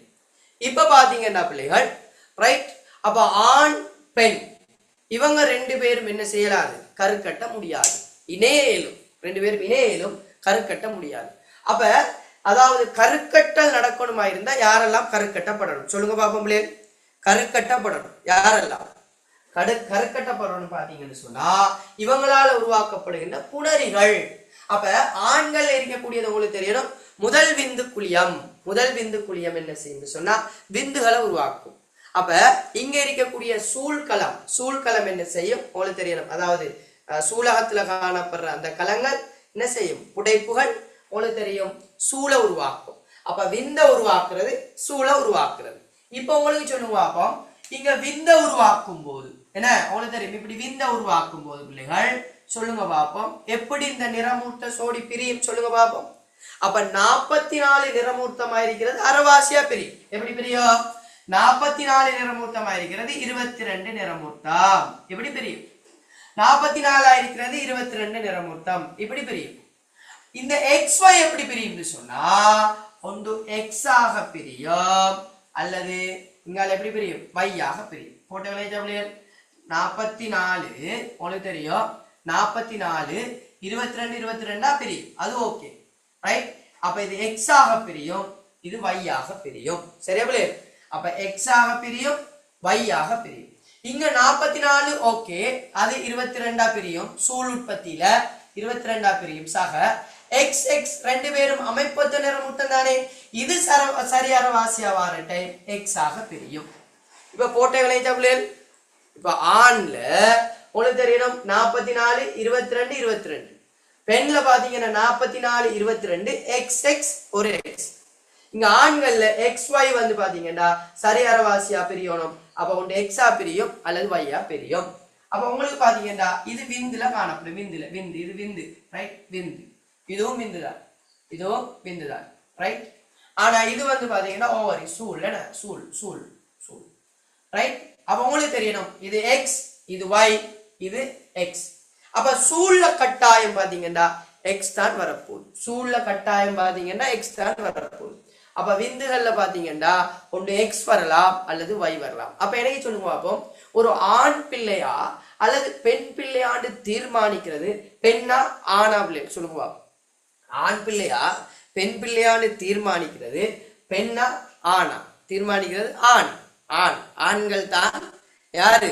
ஆண்கள் தான் இந்த ஆண் பிள்ளையா பெண் பிள்ளையான்னு தீர்மானிக்க போறாங்க. சரியா பிள்ளைகள்? அதாலதான் பிள்ளைகள் நான் ஒரு கேள்வி கேட்கிறேன், இந்த உலகத்துல பிள்ளைகள் சொல்லுங்க பாப்போம் முதலாக உங்களுக்கு தெரியும் ஆதாம் ஏவாள் அதாவது ஆதம் நபி ஹவ்வா. அப்ப முதலாவது படைக்கப்பட்டது ஆதம் நபி. சரியா பிள்ளை? ரைட், ஆதம் நபி. ஏன்? வளமையா அவங்களுக்கு தெரியும், ஒரு பெண்ல இருந்துதான் குழந்தைகள் உருவாகிறது, சிசுக்கள் வாருது. அப்ப ஏன் பெண்ணை முதலாக படைக்க இல்லை சொல்லுங்க பாப்போம். என்னத்துக்காக இந்த உலகத்துல ரைட் ஹவ்வாவும் முதலாவது படைக்க இல்லை? முதலாவது ஆதம் நபி படைக்கப்பட்டதுக்கான காரணம் என்ன பிள்ளைகள் சொல்லுங்க வா. அதுல அடிப்படையை சொல்லுங்க வா. ஆதம் நபி படைக்கப்பட்டதுக்கான அடிப்படை காரணம் என்ன, என்னவாக இருக்கும்? ஆதம் ஆதம் ஆதாம்னு சொல்லுவாங்க தெரியும் தானே எல்லாரும், ஆதம். ரைட், ஆதம் பாவா. ரைட். அப்ப உங்களுக்கு தெரியணும், இந்த உலகத்துல பெண்ணை படைச்சிருந்தால், இந்த உலகத்துல பெண் உருவாக்கப்பட்டிருந்தால் பிள்ளைகள் உங்களுக்கு தெரியும், அந்த பெண் எக்ஸ் எக்ஸ் ஆக இருக்கும். அதுல நிறமூர்த்த சோடி எக்ஸ் எக்ஸ். இது சரி அரைவாசியா பிரிஞ்சு எக்ஸை தான் உருவாக்கும். அப்ப இங்க இருந்து இன்னும் ஒரு எக்ஸ் சேர்ந்து இந்த உலகத்துல எல்லாருமே பெண்ணாகத்தான் இருந்திருக்கும், எல்லாருமே பெண்ணாகத்தான் இருந்திருக்கும். ரைட். அதாலதான் ஏதோ தெரியாது. ரைட். ஆதம் ஆதாம் ஆதாம்ன்ற ஒருத்தரை என்ன செஞ்சுக்கிறான், அந்த பூமியில முதலாவது படைச்சிருக்கிறான். அப்ப ஆதம், அப்ப அங்க எக்ஸும் வையும் இருக்குது. அப்ப உங்களுக்கு தெரியணும், அப்ப எக்ஸும் வையும் அங்க பிரியறதால இந்த எக்ஸும் இந்த எக்ஸும் என்ன செய்யுது, ரைட், இணையும் போதோ உங்களுக்கு தெரியணும் எக்ஸ் எக்ஸ் ஒரு என்ன ஆண் குட்டி சிங்கம் உண்டு என்ன பிறக்கலாம் இந்த உலகத்துல. எக்ஸ் சாரி யாரு, எக்ஸும் எக்ஸும் சேர்ந்தா ஒரு பெண், பெண் என்ன சிங்க பெண், பெண் ஒன்று என்ன செய்யலாம், உருவாக்கப்படலாம், பெண். அதே போல இந்த எக்ஸும் இந்த வையும் சேர்ற டைம்ல உங்களுக்கு தெரியும் எக்ஸ் வைன்னு சொல்ற ஆண் உருவாக்கப்படலாம். ஆகவே பாத்தீங்கன்னு சொன்னால் இவங்க 50%, இவங்க 50%, அதாவது 2க்கு 1 விகிதத்துல இந்த இலிங்கம் நிர்ணயம் என்ன செய்யுது, காணப்படுது. உண்டு. ஆண் பிறக்கிறதுக்கான வாய்ப்பு அல்லது பெண் பிறக்கிறதுக்கான வாய்ப்பு பாத்தீங்கன்னா 50க்கு 50%, 2க்கு 1, 50-50 இதுல இருக்கு. அதுக்கு மிக முக்கியமான காரணம் உடல் நிறமூர்த்தம் சரி அரவாசியா பிரியுது 22, அதே போல 22, இவரும் 22. உடல் நிறமூர்த்தத்துல பிழை இல்லை. ஆனா இலிங்க நிறமூர்த்தம் பாத்தீங்கன்னா எக்ஸ் ஒய் ஆக இருக்கிற டைம் உண்டு, எக்ஸ் ஆக அல்லது ஒய் ஆக பிரியலாம். ரைட். அதே போல இங்க பெண் பாத்தீங்கன்னு சொன்னால் ரைட் 44 22 பிரியும். எக்ஸ் எக்ஸ் சரி அரவாசியா பிரிஞ்சா எக்ஸ் ஆக பிரியும். ஆகவே பாத்தீங்கன்னு சொன்னால் எக்ஸ் எக்ஸோட இணையும் போது ஒரு பெண், எக்ஸ் ஒய்யோட இணையும் போது ஒரு ஆண் என்ன செய்யலாம், உருவாக்கப்படலாம். இந்த விஷயம் சொல்லப்படுது. சரியா பிள்ளை? அப்ப இந்த விஷயம் விளங்கிட்டா பிள்ளை? அப்ப இத நாங்க புனட்சதுர அமைப்புல புனட்சதுர வடிவுல நாங்க வரைஞ்சால் பிள்ளைகள், புனட்சதுர வடிவுல நாங்க வரைஞ்சால் எப்படி உருவாக்கப்படலாம் பிள்ளை? நீங்க புள்ளா வரைங்க பாப்போம். புனட்சதுர அமைப்புல வரைங்க பாப்போம். பாப்போம் யார் வரைகிறது பாப்போம். புனட்சதுர அமைப்புல இலிங்க நிர்ணயம் தொடர்பாக வரைங்க பாப்போம். புனட்சதுர அமைப்பு, புனட்சதுர அமைப்புன்னு சொன்னால் இப்ப பாருங்க, இப்படி நாங்க பிரிக்கிறோம், மூண்டா பிரிக்கிறோம், இப்படி பிரிக்கிறோம், மூண்டா பிரிக்கிறோம். சரியா பிள்ளை? இப்படி மூண்டா பிரிக்கிறோம். புனட்சதுர அமைப்பு. அதுல பாத்தீங்கன்னா இங்க ஆண் இங்க பெண். சரியா? ஆண்ன்னு சொன்னா உங்களுக்கு நல்லா தெரியும் எக்ஸ் ஒய், எக்ஸ் ஒய். பெண்ணாக இருந்தால் எக்ஸ் எக்ஸ். புனட்சதுர அமைப்புல வரைஞ்சாங்களோட பேரை டைப் பண்ணி போடுங்க பாப். புனட்சதுர அமைப்பு ஓகே, நான் வரைஞ்சிட்டேன். ஆண் பெண் நிர்ணயம் தொடர்பாக புனட்சதுர அமைப்புல நான் வரைஞ்சிருக்கிறேன். இப்படி சொல்றாங்க. ஆண் பெண் தொடர்பாக புனட்சதுர அமைப்புல வரைஞ்சாக்கள். ஆண் பெண் தொடர்பாக புனட்சதுர அமைப்புல வரைஞ்சாக்கள். ரைட். அப்ப எக்ஸும் எக்ஸும் சேர்ற டைம்ல உங்களுக்கு தெரியணும் எக்ஸ் எக்ஸ்னு சொல்ற ஒரு என்ன பெண் குழந்தை பிறக்கலாம். எக்ஸ் ஒய்யோட இணைகிற டைம்ல எக்ஸ் ஒய்ன்ற ஒரு ஆண் குழந்தை பிறக்கலாம். எக்ஸ் எக்ஸோட சேர்ற டைம் ஒரு பெண் குழந்தை பிறக்கலாம். எக்ஸ் ஒய்யோட சேர்ற டைம் எக்ஸ் ஒய்ன்ற ஒரு ஆண் குழந்தை பிறக்கலாம். ஆகவே 2க்கு 2 அதை சுருக்கினா 1க்கு 1. இதுவும் பாத்தீங்கன்னா 50க்கு 50% இருக்குது. விளங்கிச்சா? ரைட். இது நாங்க தலைமுறை உரிமை அடையும் இயல்பு, தலைமுறை உரிமை அடையும் இயல்பு. இது பாத்தீங்கன்னு சொன்னால் இது தலைமுறை உரிமை அடையும் இயல்பு. அதாவது இலிங்க நிர்ணயம், இலிங்க நிர்ணயம் ஆண் பெண்ல இருந்து எப்படி ஆண் பெண் குழந்தைகள் உருவாகலாம் என்பதை நாங்க என்ன செய்யறோம், ஒரு தலைமுறை உரிமை ரீதியாக நாங்க காட்டியிருக்கிறோம். தலைமுறை உரிமை அடையும் விதத்தை இப்படிதான் காட்டுறது. கேட்பாங்க, தலைமுறை உரிமை அடையும் விதத்தை காட்டுக, குறித்து காட்டுக. தலைமுறை உரிமை அடையும் விதத்தை குறித்து காட்டுக. நீங்க சிம்பிளா இப்படியும் கொடுக்கலாம். எப்படி கொடுக்கலாம்? ரைட், எக்ஸ் எக்ஸ் என்பது ஒரு பெண், எக்ஸ் ஒய் என்பது ஒரு ஆண். இப்படி கொடுக்கலாம், சிம்பிளா கொடுக்கலாம், கூட யோசிக்க தேவையில்லை. இந்த எக்ஸும் உங்களுக்கு தெரியும், எக்ஸ் எக்ஸ் இலிங்க நிறமூட்டம் சரியாரவாசியா பிரியும் போது எக்ஸ், எக்ஸ் ஒய் சரியாரவாசியா பிரியும் போது ஒன்று எக்ஸா பிரியலாம் அல்லது ஒய்யாக பிரியலாம். உங்களுக்கு தெரியும், புணரிக்கு நாங்க வட்டம் போடணும், புணரிகளுக்கு நாங்க வட்டம் போடணும். இப்ப இது ரெண்டும் சேரும் போதோ எக்ஸ் எக்ஸ் ஒரு பெண், இப்படி இவங்க ரெண்டு பேரும் சேரும் போதோ எக்ஸ் ஒய் ஒரு ஆண். ஆகவே 50க்கு 50 இப்படின்னு நாங்க என்ன செய்யலாம்? கொடுத்து கொள்ள முடியும். சரியா பிள்ளைகள்? ரைட். தலைமுறை உரிமை அடையும் விதத்தை குறித்து காட்டுனா இப்படி குறிச்சு காட்டலாம். அல்லது தலைமுறை உரிமை அடையும் விதத்தை புனச்சதுர அமைப்பில் ஆண் சொன்னா இப்படி வரும், ஆண் எக்ஸ் ஒய், பெண் எக்ஸ் எக்ஸ். அப்ப இவரும் சேரும்போது எக்ஸ் எக்ஸ், எக்ஸும் ஒய்யும் சேரும்போது எக்ஸ் ஒய், எக்ஸும் எக்ஸும் சேரும்போது எக்ஸ் எக்ஸ், எக்ஸும் ஒய்யும் சேரும்போது எக்ஸ் ஒய். இதை நாங்க புனட் விஞ்ஞானியால கண்டுபிடிக்கப்பட்ட புனச்சதுர அமைப்பை நாங்க குறித்து காட்டுவோம். இது ஓகே அவளே? இது விளங்கிட்டா? அதாவது ஒரு மனிதன்ல தலைமுறை உரிமை அடையும் விதம், அதே போல இலிங்க நிர்ணயம் ஆண் பெண் எப்படி உருவாக்கப்படுது இந்த விஷயம் விளங்கிட்டா பிள்ளை? நீங்க பாஸ் பேப்பர்ல பிள்ளைகள் நல்லா பார்க்கலாம். பாஸ் பேப்பர்ல கிட்டத்தட்ட உங்களுக்கு 2000 ரைட், பாஸ் பேப்பர்ல பாத்தீங்கன்னா பிள்ளைகள் 2000 ஒரு ஸ்ட்ரக்சர்ல வந்து ஒரு ஸ்ட்ரக்சர்ல நான் நினைக்கிறதுக்கு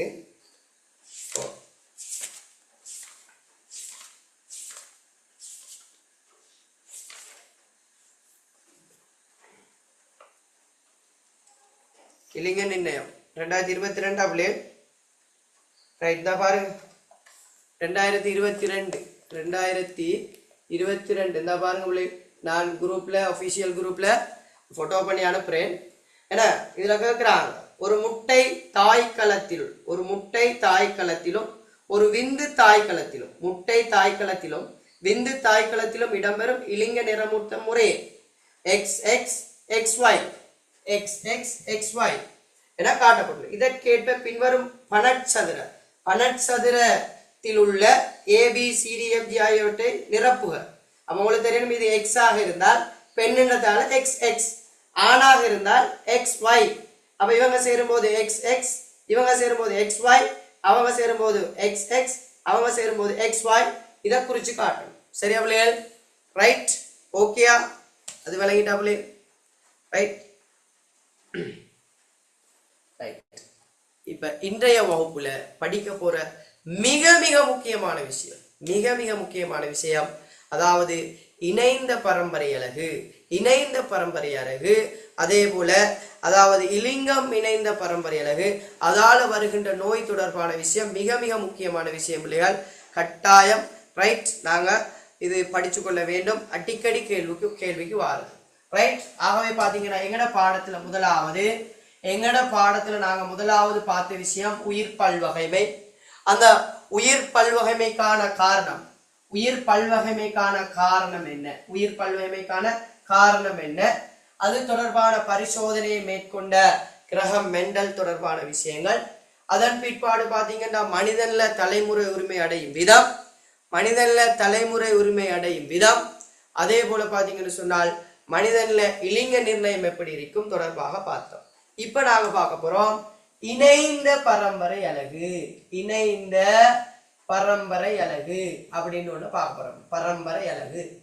இணைந்த பரம்பரை அலகு. அப்ப இணைந்த பரம்பரை அலகுன்னு சொன்னா பிள்ளைகள், ஒரு பரம்பரை அலகுல இன்னும் ஒரு இயல்பு வந்து இணையும். இப்ப உதாரணமா உங்களுக்கு தெரியணும், இதுதான் பெண்ணின் நிறமூட்டம். நான் சொல்லி தந்தவங்களுக்கு எக்ஸ் ரைட், இது எக்ஸ் சரி பிள்ளைகள், இது எக்ஸ் ரைட்.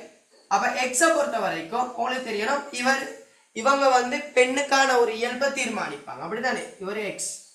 அப்ப இவங்க பெண்ணுக்கான இலிங்க இயல்பை தீர்மானிக்கிறாங்க, உங்களுக்கு தெரியும். பெண்ணுக்கான இந்த இலிங்க இயல்பை தீர்மானிக்கும் போது பிள்ளைகள் இவங்களோட சில இயல்புகள் வந்து இணையலாம். இவங்களோட சில இயல்புகள் வந்து இணையும். அவ்வாறு சில இயல்புகள் வந்து இணையமாக இருந்தால் அதை நாங்க சொல்லுவோம் இணைந்த பரம்பரை அலகுன்னு சொல்லுவோம். இணைப்புற்ற பரம்பரை அலகுன்னு சொல்லுவோம். சொல்லுவேன் ஒரு பரம்பரை அலகோட இன்னும் ஒரு இயல்பு வந்து இணையமாக இருந்தால் இதுக்கு நாங்க சொல்ற பேர் இணைந்த பரம்பரை அலகு. அது எக்ஸ் நிறமூர்த்தத்தோட வந்து இணையமா இருந்தா எக்ஸ் நிறமூர்த்தத்தில் இணைந்த பரம்பரை அலகு. Y நிறமூர்த்தத்துல வந்து இணையமா இருந்தா Y நிறமூர்த்தத்தில் இணைந்த பரம்பரை அலகு. ஆகவே இங்க எக்ஸ் நிறமூர்த்தத்தில் இணைந்த பரம்பரை அலகு. உங்களுக்கு தெரியும் பிள்ளைகள், உடல் நிறமூர்த்தம் என்பது எங்கட உடம்புக்கு பொறுப்பு, அவங்க இலிங்கத்துக்கு பொறுப்பு இல்ல, உடலுக்கு பொறுப்பு. 22 சோடி உடலுக்கு பொறுப்பு. ஆனால் இங்க இலிங்க நிறமூர்த்தம் என்ன செய்யும்டா, டபுள் கேம் ஆடும். அதாவது இவங்க இலிங்கத்துக்கும் பொறுப்பா இருப்பாங்க, சம்டைம் உடலுக்கும் சில வேளைகளில் பொறுப்பாக இருப்பாங்க. சொன்ன விளைஞ்சா பிள்ளைகள், இப்ப நான் சொன்ன விஷயம் விளையிட்டா, அதாவது உடல் நிறமூர்த்தம் 22 சோடி நிறமூர்த்தமும் எங்கட உடம்புக்கு பொறுப்பு.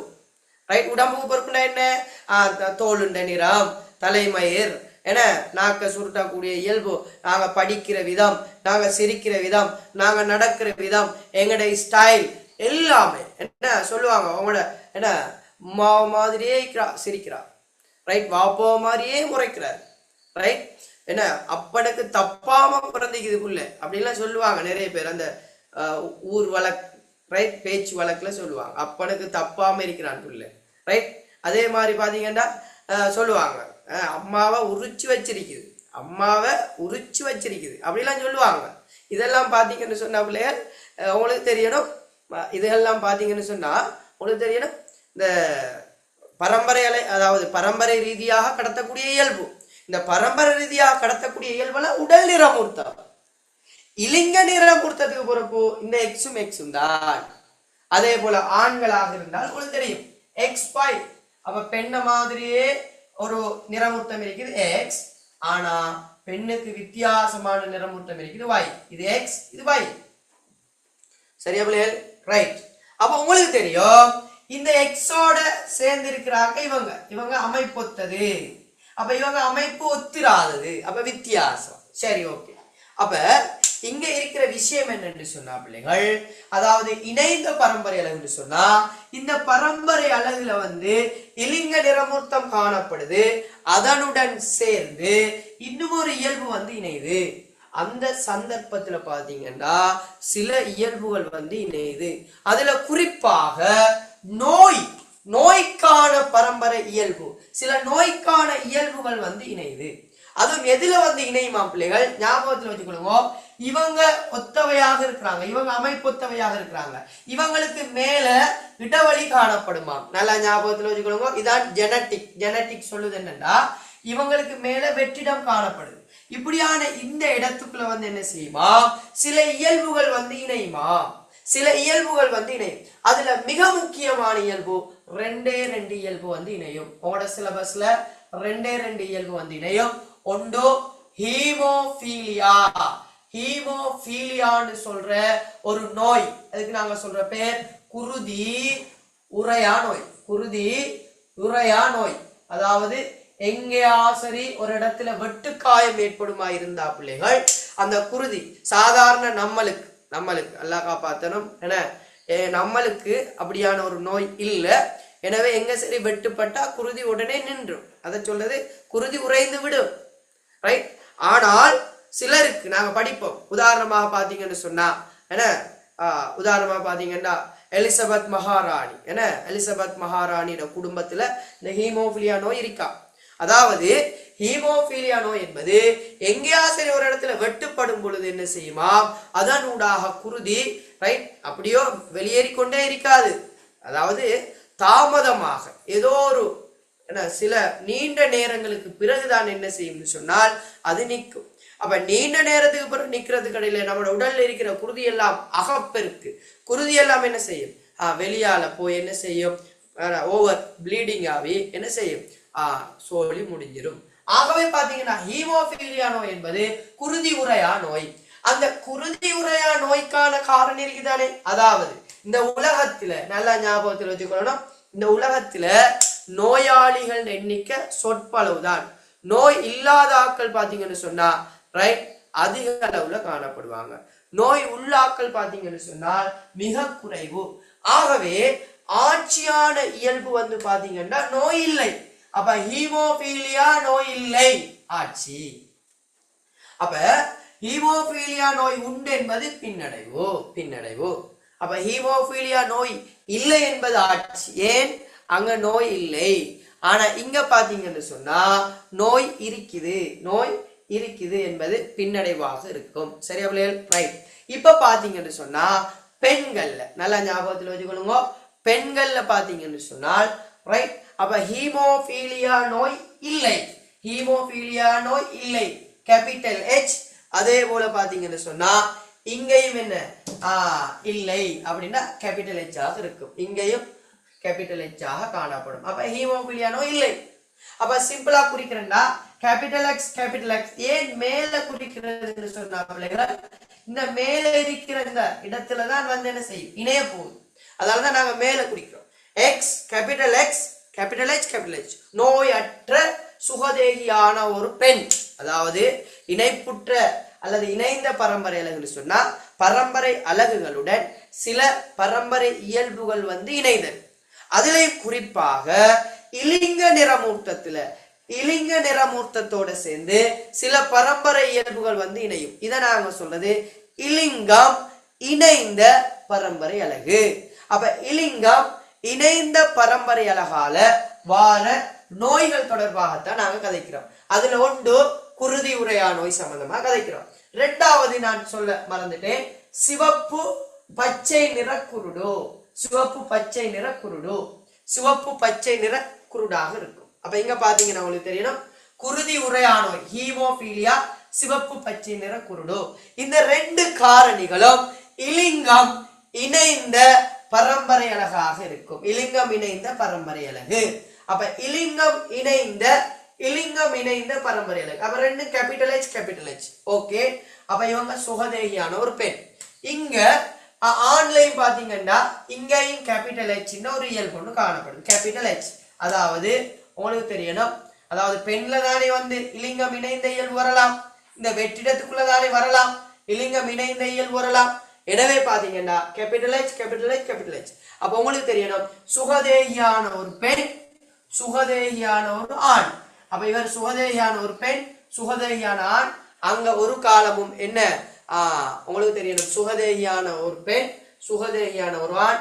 இங்க ஒரு காலமும் நோய் உள்ள அல்லது நோய் காவி யாருமே வாரத்துக்கான சந்தர்ப்பம் இல்ல. இரண்டு பேரும் சுகதேகியான ஆக்கள். ரைட். இப்ப சில வேளைகளில் என்ன செய்யலாம்டா, இந்த பெண்ல என்ன செய்யலாம்டா கவனிச்சு கொள்ளுங்க. இந்த பெண்ல சில வேளைகள், பெண் என்பது என்ன? Capital X. சில வேளைகளில் அதாவது முதலாவது இருக்கிற ஆட்சியான இயல்புல கேபிட்டல் H ஆகவும் பின்னடைவான இயல்புல சிம்பிள் H ஆகவும் வரலாம்.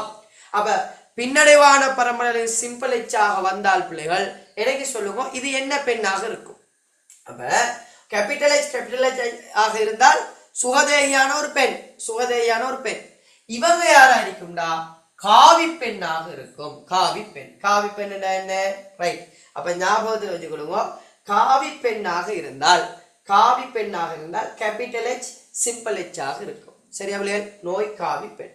அப்ப உங்களுக்கு இந்த பாரம்பரியம் தொடர்பான விஷயம் என்ன சொல்லுதுன்னா, வளமையா கேபிட்டல் X இருந்தா கிரஹாம் மெண்டல் சொன்ன விஷயம் இப்படி X ஆக பிரியும். கேபிட்டல் X இருந்தா கேபிட்டல் X ஆக பிரியும். இதுக்கு நாங்க சொல்ற பேர் பிள்ளைகள் சுயாதீன தனிமைப்படுத்துகை. அப்படின்னா என்ன? கேபிட்டல் X இருந்தா அரவாசி நிறமூர்த்தமாகிற டைம்ல சுயாதீனமாக இப்படி பிரியும். ஆனா மேலும் ஒருத்தர், அதாவது மோகன் ஒரு விஞ்ஞானி, மோகன் என்ற விஞ்ஞானி என்ன செஞ்சாருன்னா ரைட் ஒரு விஷயத்தை கண்டுபிடிக்கிறாரு.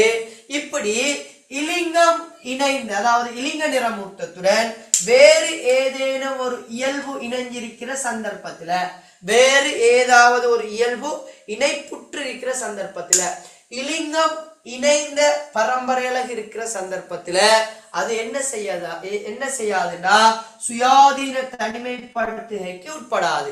இப்படி சுயமா பிரியலாது. ஏன்? இணைப்புற்று காணப்படுது. அப்படி இணைப்புற்ற பரம்பரை அலகால அது என்ன செய்ய போகுதுன்னு சொன்னா, அது எப்படியா பிரியலாம்னு சொன்னா பிள்ளைகள், எக்ஸ் கேபிட்டல் H ஆகவும் எக்ஸ் சிம்பிள் H ஆகவும் பிரியும். எக்ஸ் கேபிட்டல் H ஆகவும் எக்ஸ் சிம்பிள் H ஆகவும் பிரியும். இதை கண்டுபிடிச்சது மோகன். அதாவது உங்களுக்கு தெரியணும், சுயாதீன தனிமைப்படுத்துகை அடையாது, சுயாதீன தனிமைப்படுத்துகைக்கு உட்படாது. சுயாதீன தனிமைப்படுத்துகைக்கு உட்படாட்டி இவ்வாறான புணரிகள் உருவாகும். ஆகவே ஒரு காவி பெண்ல இருந்து புணரிகள் இப்படி உருவாகுவாங்க. காவி பெண்ல இருந்து புணரிகள் இப்படி உருவாகுவாங்க. ஆகவே இங்கால ஒரு ஆண் ஒன்று இருக்குது. ஆண் பாத்தீங்கன்னா ஒரு சுகதேகியான ஆண்.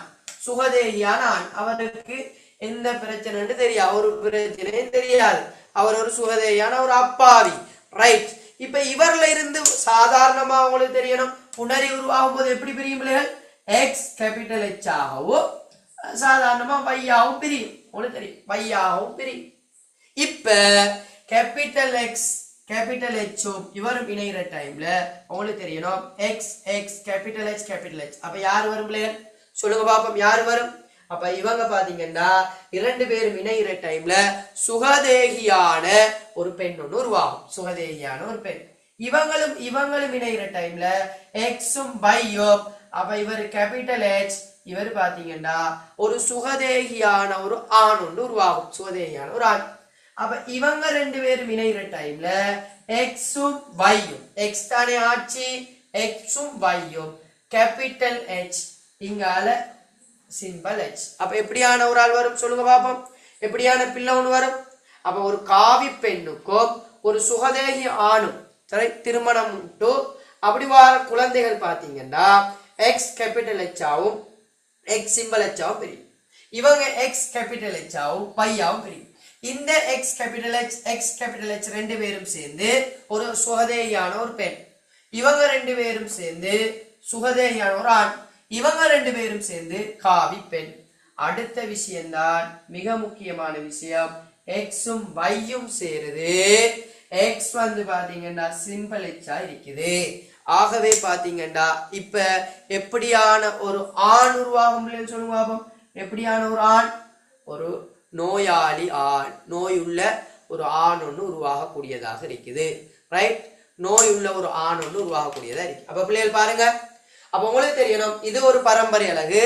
பரம்பரை அலகுல வேறு ஏதேனும் ஒரு இயல்பு இணையும் போதோ இதை நாங்க சொல்றது இணைந்த பரம்பரை அலகு. இணைந்த பரம்பரை அலகு. ஒரு பரம்பரை அலகுல வேறு ஏதேனும் ஒரு இயல்பு இணையும் போதோ இணைந்த பரம்பரை அலகு. அதுலயும் இலிங்கம் இணைந்த பரம்பரை அலகுன்னு சொன்னா இலிங்க நிறமூர்த்தத்தோட இன்னும் ஒரு இயல்பு இணைஞ்சா இலிங்கம் இணைந்த பரம்பரை அலகு. அந்த இலிங்கம் இணைந்த பரம்பரை அலகுல உங்களுக்கு தெரியணும், இலிங்கம் இணைந்த பரம்பரை அலகுல உங்களுக்கு தெரியணும், இப்படியான இலிங்கம் இணைந்த பரம்பரை அலகுல இப்படியான கேபிட்டல் H வந்தா ஒரு சுகதேகியான ஒரு பெண். ஆனா கேபிட்டல் H ஆவும் சிம்பிள் H ஆவும் வந்தா இதை நாங்க சொல்றது ஒரு நோய்க்காவி பெண். இவரு நோயாளி ஆண். அப்ப இவங்க ரெண்டு பேரும் உங்களுக்கு தெரியணும் சுயாதீன தனிமைப்படுத்துகைக்கு உட்படாது. ரைட்.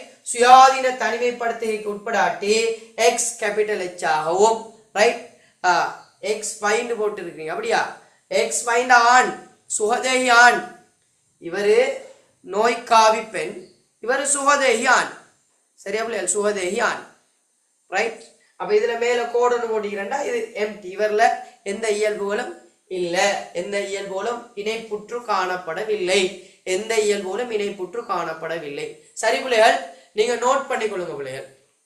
எங்க கீழையா மூன்றாவது எக்ஸும் எக்ஸும் சேர்ந்தா ரைட். மூன்றாவதுல எக்ஸ் எக்ஸ் என்ன? சரி சாரி பிள்ளைகள், எக்ஸ் எக்ஸ். அப்ப பிள்ளைகள் நீங்க ஒரு கேள்வியா போட்டுக்கொள்ளுங்க பிள்ளைகள்.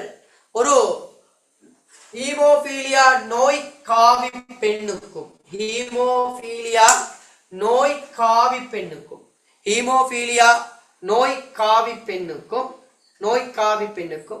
சுகதேகி ஆண், சுகதேகி ஆண் ஒன்றுக்கும், ரைட், அதாவது நோய்க்காவி பெண்ணுக்கும் சுகதேகி ஆண் ஒன்றும்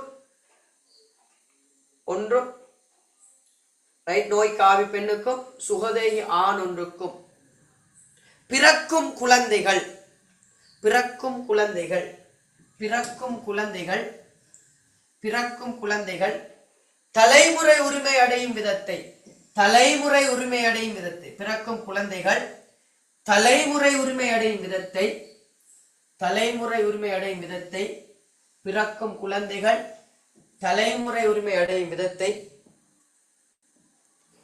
விதத்தை குறித்து காட்டுக. தலைமுறை உரிமை அடையும் விதத்தை. நோய் காவி, ஹீமோபீலியா நோய் காவி பெண்ணும், ஹீமோபீலியா நோய் காவி பெண்ணும், ஹீமோபீலியா நோய் காவி பெண்ணும் சுகதேகி ஆணும், சுகதேகி ஆணுக்கும் அப்படின்னு சொல்லலாம். சுகதேகி ஆணுக்கும், சுகதேகி ஆணுக்கும் பிறக்கும் குழந்தைகள், பிறக்கும் குழந்தைகள், பிறக்கும் குழந்தைகள், பிறக்கும் குழந்தைகள் தலைமுறை உரிமை அடையும் விதத்தை, தலைமுறை உரிமை அடையும் விதத்தை, தலைமுறை உரிமை அடையும் விதத்தை குறித்து காட்டுக. தலைமுறை உரிமை அடையும் விதத்தை குறித்து காட்டுக. ரைட். அப்ப ஹீமோபீலியா தலைமுறை உரிமை அடையும் விதம் நாங்க பார்த்துட்டோம். பிள்ளைகள் இன்னொரு சொல்லித்தாரேன் பாருங்க, சில பிள்ளைகளுக்கு விளங்குமோ தெரியா. பரம்பரை அழகு, இது சாதாரண ஒரு பரம்பரை அழகு. இதைத்தான் நாங்க உங்களுக்கு தெரியும் என்ன, உடல் நிறமூர்த்தம் என்ன, இலிங்க நிறமூர்த்தம்னு நாங்க அழைக்கிறோம். அந்த உடல் நிறமூர்த்தம் இலிங்க நிறமூர்த்தத்துல பிள்ளைகள் ரைட் ரெண்டும், அதாவது இலிங்க நிறமூர்த்தத்துல உடல் நிறமூர்த்தம் அங்க 44 நிறமூர்த்தம், அது ஓகே, அதை பத்தி நாங்க கதைக்க வரையில. அதால ஏற்படுகின்ற உடல் நிறமூர்த்தத்துல ஏற்படுற விகாரத்தால் ஏற்படுற நோய்களும் இருக்குது. அப்ப உடல் நிறமூர்த்தத்தில் ஏற்படுற விகாரத்தால் ஏற்படுற நோய்களும் இருக்கு, அது நாங்க படிப்போம். அதாவது உடல் நிறமூர்த்தம் தன் நிறமூர்த்தத்தில் ஏற்படுற விகாரத்தால் ஏற்படுற நோய் வெளிரல், வெளிரல். அதே போல பாத்தீங்கன்னு சொன்னா என்ன, தலசீமியா, தலசீமியா வெளிரல் தலசீமியா, ரைட். அதே மாதிரி இவ்வாறு பல நோய்கள் காணப்படுது. இந்த இலிங்க நிறமூர்த்தத்துல, இலிங்க நிறமூர்த்தத்துல உங்களுக்கு தெரியும் இது XX. இந்த XX நிறமூர்த்தத்தோட என்ன செய்ய போகுதுன்னு சொன்னா சில இயல்புகள் வந்து இணையும். அவ்வாறு இணைகிற இயல்புகள் ஹீமோபீலியாக்குரிய நோய் காரணிகளும், அதே போல சிவப்பு பச்சை நிற குருடுக்குரிய, சிவப்பு பச்சை நிற குருடு. இப்ப பார்ப்போம். சிவப்பு பச்சை நிற குருடுல இருக்கக்கூடிய மிக முக்கியமான விஷயம், பாயிண்ட்ஸ் நோட் பண்ணிக்கொள்ளுங்க பிள்ளைகள். இந்த சிவப்பு பச்சை நிற குருடு, சிவப்பு பச்சை நிற குருடு வந்து பாத்தீங்கன்னா ரைட் ஆண்கள், ஆண்கள் ரைட், பெரும்பாலும் ஆண்கள் தான் நோயாளி, நோயாளி ஆண்கள் தான் நோயாளி, ரைட், நோயாளி ஆண்கள். சில வேளைகளில், சில வேளைகளில், சில வேளைகளில், சில வேளைகளில், அதாவது மிக சொற்ப அளவுல பெண்களும் நோயாளிகளாக இருப்பாங்க, பெண்களும் நோயாளிகளாக இருப்பாங்க. அப்ப ஆண்கள் தான் நோயாளிகள், பெண்கள் என்ன செய்வாங்க, சில வேளைகளில் நோயாளிகளாக இருப்பாங்க, சில வேளைகளில், சில வேளைகளில் நோயாளிகளாக இருப்பாங்க. சரியா பிள்ளைகள்? அது சொற்ப அளவுல தான் இருக்கும். சரி, சொற்ப அளவுல தான் இருக்கும். சரியா பிள்ளைகள்? ரைட். இப்ப நாம பார்ப்போம், ஹீமோபீலியா நோயாளி பெண் இருக்குமா பிள்ளைகள்? ஹீமோபீலியா நோயாளி பெண் வரும், ஆனா முளைய நிலையில் அழிந்து போயிரும், முளைய நிலையில அழிந்து போயிரும். இப்ப ஹீமோபீலியா நோயாளி பெண் இருந்தால் அது முளைய நிலையில அழிஞ்சு போயிரும். இப்ப உதாரணமா நான் சொல்லித்தாரேன். இப்ப உதாரணத்துக்கு பாத்தீங்கன்னா இது X, இது X, capital H, simple H. இது யாரு பிள்ளைன்னு சொல்லுங்க பாப்போம். இது யாரு? இது யாரு? Capital X, capital H, X, simple H. யார் இது? காவி பெண். காவி பெண்ணும் உண்மையிலேயே ஒரு நோயாளி. பாருங்க, அதாவது நோயாளி, பாருங்க, நோயாளி, நோயாளி ஆண். இது காவி பெண், இது நோயாளி ஆண். அவருக்கு நோயின்னு தெரியும். அப்ப காவி பெண் நோயாளி ஆண். இப்ப எனக்கு சொல்லுங்க பாப்போம், தலைமுறை உரிமை அடையும் விதம் எப்படி வரும்? ரைட், பாப்போம் எப்படி வரும். எக்ஸ் கேபிட்டல் H வரும் ரைட். X capital H. இங்க யார் வரும்? எக்ஸ் சிம்பிள் H வரும் ரைட். இங்க யார் வரும்? எக்ஸ் சிம்பிள் H வரும். இங்க யார் வரும்? y வரும். சரியா பிள்ளைகள்? ரைட்.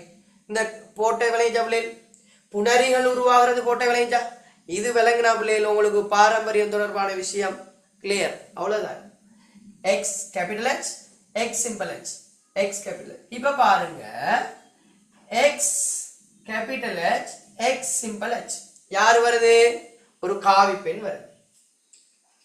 இப்ப பாருங்க பிள்ளைகள் எக்ஸ் y ஒரு நோயற்ற ஆண் வருது. இங்க பாருங்க பிள்ளைகள் X X simple H simple H யாரு யாரு பாருங்க பிள்ளைகள் ரைட். நோயுள்ள ஒரு பெண் வருது. இவங்க ரெண்டு பேரும் சேர்ற டைம் எக்ஸ் y ஒரு நோயுள்ள ஒரு ஆண் வருது. அப்ப உங்களுக்கு விளங்குதா? அப்ப நோய் பெண், இங்க நோய் ஆண். இப்ப நீங்க கேட்ட மாதிரி நோய் பெண் உருவாகுமா? உருவாகும். ஆனா அது அதாவது சிசுவாக வயிற்றில் இருக்கிற டைம் என்ன செய்யும்? சிசுவாக முளைய நிலையிலே அழிந்து போயிடும். முளைய நிலையிலே ஹீமோபீலியா நோய் அந்த பிள்ளை அழிஞ்சு போயிடும். பொம்பளை பிள்ளையா இருந்தா அழிஞ்சு போயிடும். ஆனா ஆண்கள் எப்போதும் நோயாளிகளாகத்தான் இருப்பாங்க. அப்ப நோய் இல்லாத ஆண்கள் உருவாகுமா? உருவாகும். நோய் இல்லாத ஆண்கள் உருவாகும். சரியா பிள்ளைகள்? நான் ஒரு 4 பாயிண்ட்ஸ் சொல்லித்தாரேன், ஞாபகத்தில் வச்சுக்கொள்ளுங்க. ஹீமோபீலியா நோய், ஹீமோபீலியா நோய் ரைட். ஹீமோபீலியா நோய் ஆண்கள் மாத்திரம்தான் நோயாளி. ஆண்கள் மாத்திரம்தான் நோயாளி ரைட். பெண்கள் நோயாளியாக வந்தாலும் அது என்ன செய்யாது? இந்த உலகத்தில் இருக்காது ரைட். அதாவது ஆண்கள் மாத்திரம்தான் நோயாளி, பெண்கள் முளைய நிலையிலே இறந்து போயிடும். ஹீமோபீலியா ஆண்கள் தான் நோயாளி ரைட். ஆண்கள் நோயாளி, பெண்கள் முளைய நிலையில இறந்து போயிடும் ரைட். அதே போல நோயற்ற ஆண்களும் உருவாகலாம். நோயற்ற ஆண்களும் உருவாகும். நோயற்ற ஆண்களும் உருவாகும். யாவும் நோயாளிகள் இல்ல, நோயற்ற ஆண்களும் உருவாகும். நோயற்ற ஆண்களும் உருவாகும். இது ஹீமோபீலியா. என்ன ஹீமோபீலியா? நோயுள்ள ஆண்கள், நோய் அதாவது ஆண்கள் யாவும் நோயாளிகள், ஆண்கள் யாவும் நோயாளிகள். பெண்கள் நோயாளியா இருந்தாலும் என்ன முளைய நிலையில இறந்து போயிரும். ஆண்கள்ல நோயற்றவர்களும் இருக்கலாம், நோயற்றவர்களும் இருக்கலாம். இது ஹீமோபீலியா. இது ஹீமோபீலியா. இது ஹீமோபீலியா. சரியா பிள்ளைகள்? இது ஹீமோபீலியா ரைட். ஹீமோபீலியா பிள்ளைகள் நோட் பண்ணிக்கொள்ளுங்க. வேண்டாம் ஸ்கிரீன்ஷாட் எடுத்துக்கொள்ளுங்க ரைட். ஸ்கிரீன்ஷாட் எடுத்துக்கொள்ளுங்க ரைட். தேவைன்னா நோட் பண்ணிக்கொள்ளுங்க ரைட். நாங்க பார்ப்போம். ஏன்னா நாங்க கேள்விகள் தான் நிறைய செய்ய போறோம். இதுக்கு போறோம் வார கிளாஸ் ஃபுல்லா கேள்வி. அப்ப உங்களுக்கு நல்லாவே விளங்கும். சரி ஓகே. இப்ப நாங்க பார்ப்போம் சிவப்பு பச்சை நிறக்குருடு. நிறக்குருடு சிவப்பு பச்சை நிறக்குருடு இதை எடுத்தீங்கன்னு சொன்னாப்லே, சிவப்பு பச்சை நிறக்குருடு எடுத்தீங்கன்னா இது பொதுவாக ஆண்களுக்கு தான் இந்த நோய். பெண்கள் சில வேளைகளில் என்ன செய்யும்? பெண்களுக்கு இருக்கும். இப்ப உதாரணமா பாத்தீங்கன்னா ரைட். யாருக்கு சிவப்பு பச்சை நிற குருடுன்னு இப்ப நான் பார்க்க போறேன். இப்ப பாப்போமே யாருக்கு? இப்ப பார்ப்போம். உங்களுக்கே பார்க்கணும். சிவப்பு பச்சை நிற குருடு யாருக்குன்னு பார்ப்போம். சரியா பிள்ளைகள்? ரைட். சிவப்பு பச்சை நிற குருடு யாருக்கு இருக்கேன்னு நான் செக் பண்ண போறேன். சரியா பிள்ளைகள்?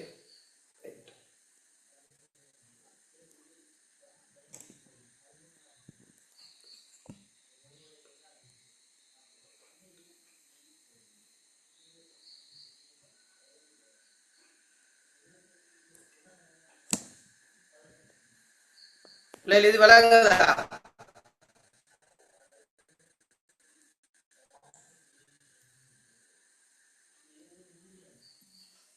இது விளங்குதா? இதுல சிவப்பும் பச்சையும் நம்பர் 27 என்ன? 27 ரைட். ஓகே. அப்ப இதுல அந்த நீங்க சொன்னீங்க சிவப்பு பச்சை நிற குருடுண்டு இலிங்கம் இணைந்த பரம்பரையால் வந்த நோய். அந்த இலிங்கம் இணைந்த பரம்பரையால் வர நோய் இருந்தால் அவங்களுக்கு இந்த சிவப்பும் பச்சையும் விளங்காது ரைட். நீங்க 27 சொல்றீங்க. அப்ப உங்களுக்கெல்லாம் ரைட் சிவப்பு பச்சை நிற குருடு இல்லை. ஆனா அந்த நோயாளிகளுக்கு பாத்தீங்கன்னு சொன்னா சிவப்பு பச்சை நிற குருடு. 2-3 பேருக்கு விலங்குகள்னு போட்டிக்கிறாங்க. ரைட், கொஞ்சம் அருகில் இருக்கிற ஹாஸ்பிட்டலில் கொஞ்சம் நாடுங்க, போய் கண்ணை கொஞ்சம் செக் பண்ணி கொள்ளுங்க. சரியா பிள்ளைகள்? சொன்ன விளைஞ்சா பிள்ளைகள்? ரைட், சரி. அப்போ பார்ப்போம். இந்த சிவப்பு பச்சை நிற குருடுன்னு சொன்னா 27 இருந்தது. ரைட், சரி, ஓகே. அப்போ பார்த்தீங்கன்னா இப்போ உதாரணமாக பார்ப்போம். சிவப்பு பச்சை நிற குருடு நோய் இல்லை, நோய் இல்லை, நோய் இல்லை. சிவப்பு பச்சை நிற குருடு நோய் உண்டு, நோய் உண்டு. நோய் இல்லை கேபிட்டல் சி, நோய் உண்டு சின்ன சி. இப்ப பார்ப்போம். ஒரு பெண் இருக்குது. அந்த பெண்ணுக்கு வந்து பாத்தீங்கன்னா சிவப்பு பச்சை நிற குருடு காவி பெண்ணாம். காவி பெண். அப்ப எப்படி வரும் காவி பெண்? ஒன்று கேபிட்டலா வந்தா அடுத்தது சிம்பிளா வரும். ஒன்று காவி பெண். அதே மாதிரி நோயற்ற ஒரு ஆண், நோய் இல்லாத ஒரு ஆண், நோயற்ற ஒரு ஆண். இவங்க 2 பேரும் என்ன செய்யறாங்க? திருமணம் முடிக்கிறாங்களா? சரியா? ரைட். இப்ப பாப்போம். என்ன? சுயாதீன தனிமைப்படுத்தலுக்கு உட்படாது. சுயாதீன தனிமைப்படுத்தலுக்கு உட்படாது. எப்படி வரும்? Capital C. இது ஒரு புணரி. அதே மாதிரி சுயாதீன தனிமைப்படுத்தலுக்கு உட்படாது. Simple C. இவங்க கேபிட்டல் சி. இவங்க Y.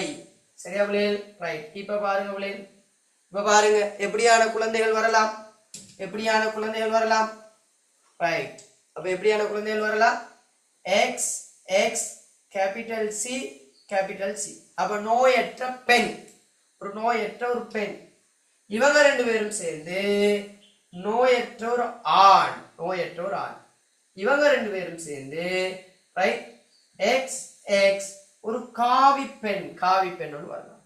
இவங்க 2 பேரும் சேர்ந்து ஒரு நோய் ரைட் உள்ள, ஒரு நோய் உள்ள ஒரு ஆண் ஒன்று வரலாம். அப்ப விளங்குதாங்களே? அப்ப நோய் உள்ள ஒரு ஆண் ஒன்று வரலாம், நோய் உள்ள ஒரு ஆண் ஒன்று வரலாம். அப்ப உங்களுக்கு ஷார்ட்டா நீங்க புரிஞ்சு கொள்ளலாம்.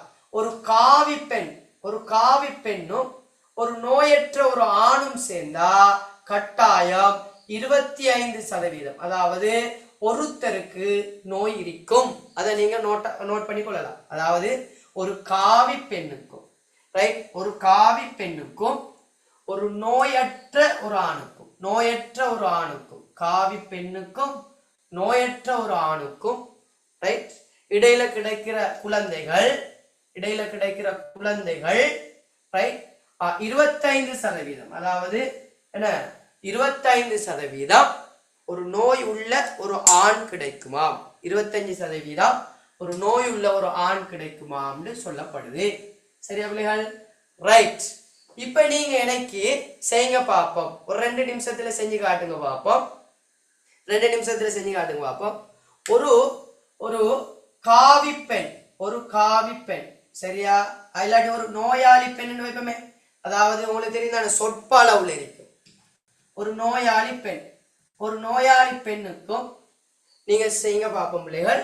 ஒரு நோயாளி பெண்ணுக்கும் சிவப்பு பச்சை நிற குருடு நோயாளி பெண்ணுக்கும், சிவப்பு பச்சை நிற குருடு நோயாளி பெண்ணுக்கும், சிவப்பு பச்சை நிற குருடு நோயாளி பெண்ணுக்கும், சுகதேகி ஆணுக்கும், சுகதேகி ஆணுக்கும், சுகதேகி ஆணுக்கும், அதாவது சிவப்பு பச்சை நிற குருடு ரைட், சிவப்பு பச்சை நிற குருடு நோயாளி பெண்ணுக்கும் ரைட் சுகதேகி ஆணுக்கும் இடையே பிறக்கும் குழந்தைகள், பிறக்கும் குழந்தைகள் தலைமுறை உரிமை அடையும் விதத்தை குறித்து காட்டுக. பிறக்கும் குழந்தைகள் தலைமுறை உரிமை அடையும் விதத்தை குறித்து காட்டுக.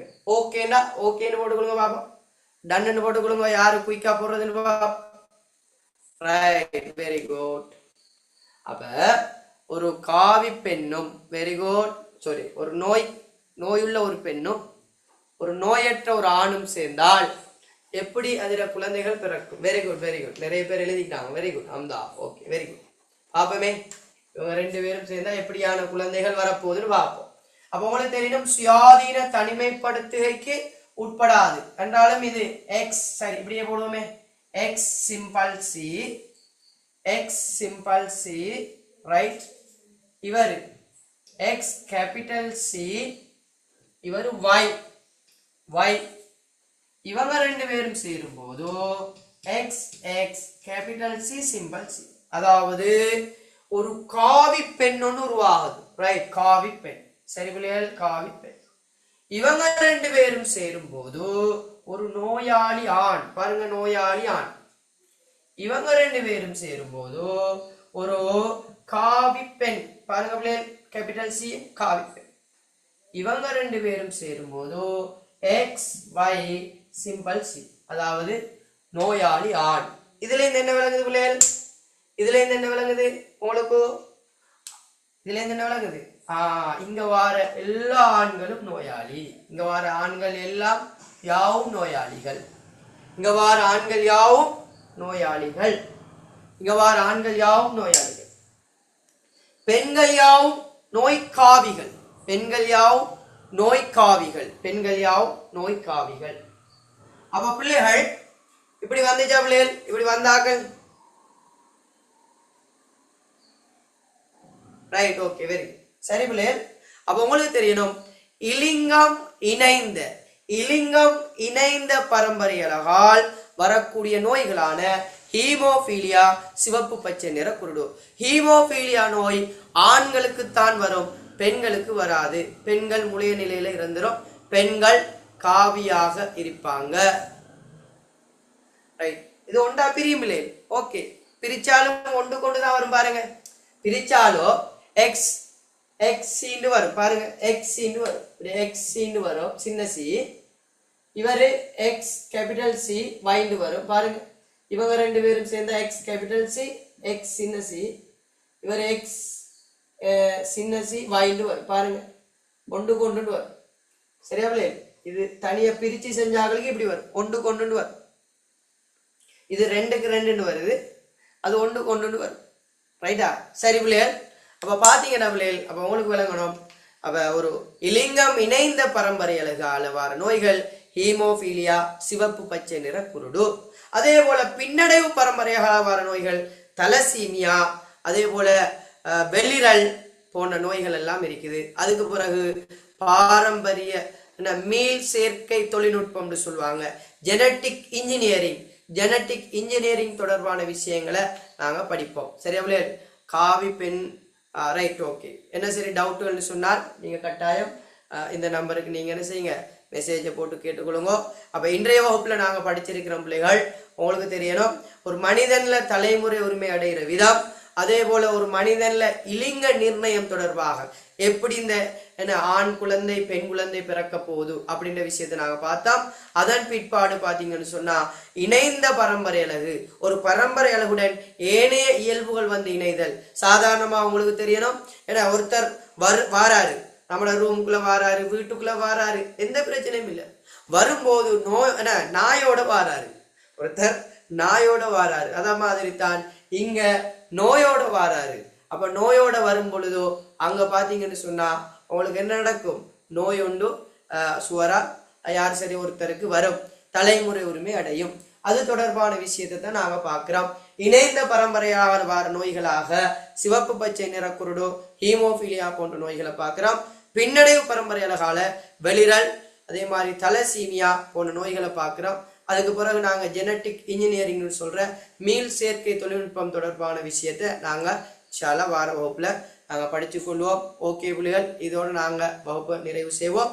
Right, okay. மற்றொரு வகுப்புல சந்திச்சு கொள்வோம். அஸ்ஸலாமு அலைக்கும் வரஹமத்துல்லாஹி வபரகாத்துஹு. வணக்கம் புள்ளிகள். ரைட்.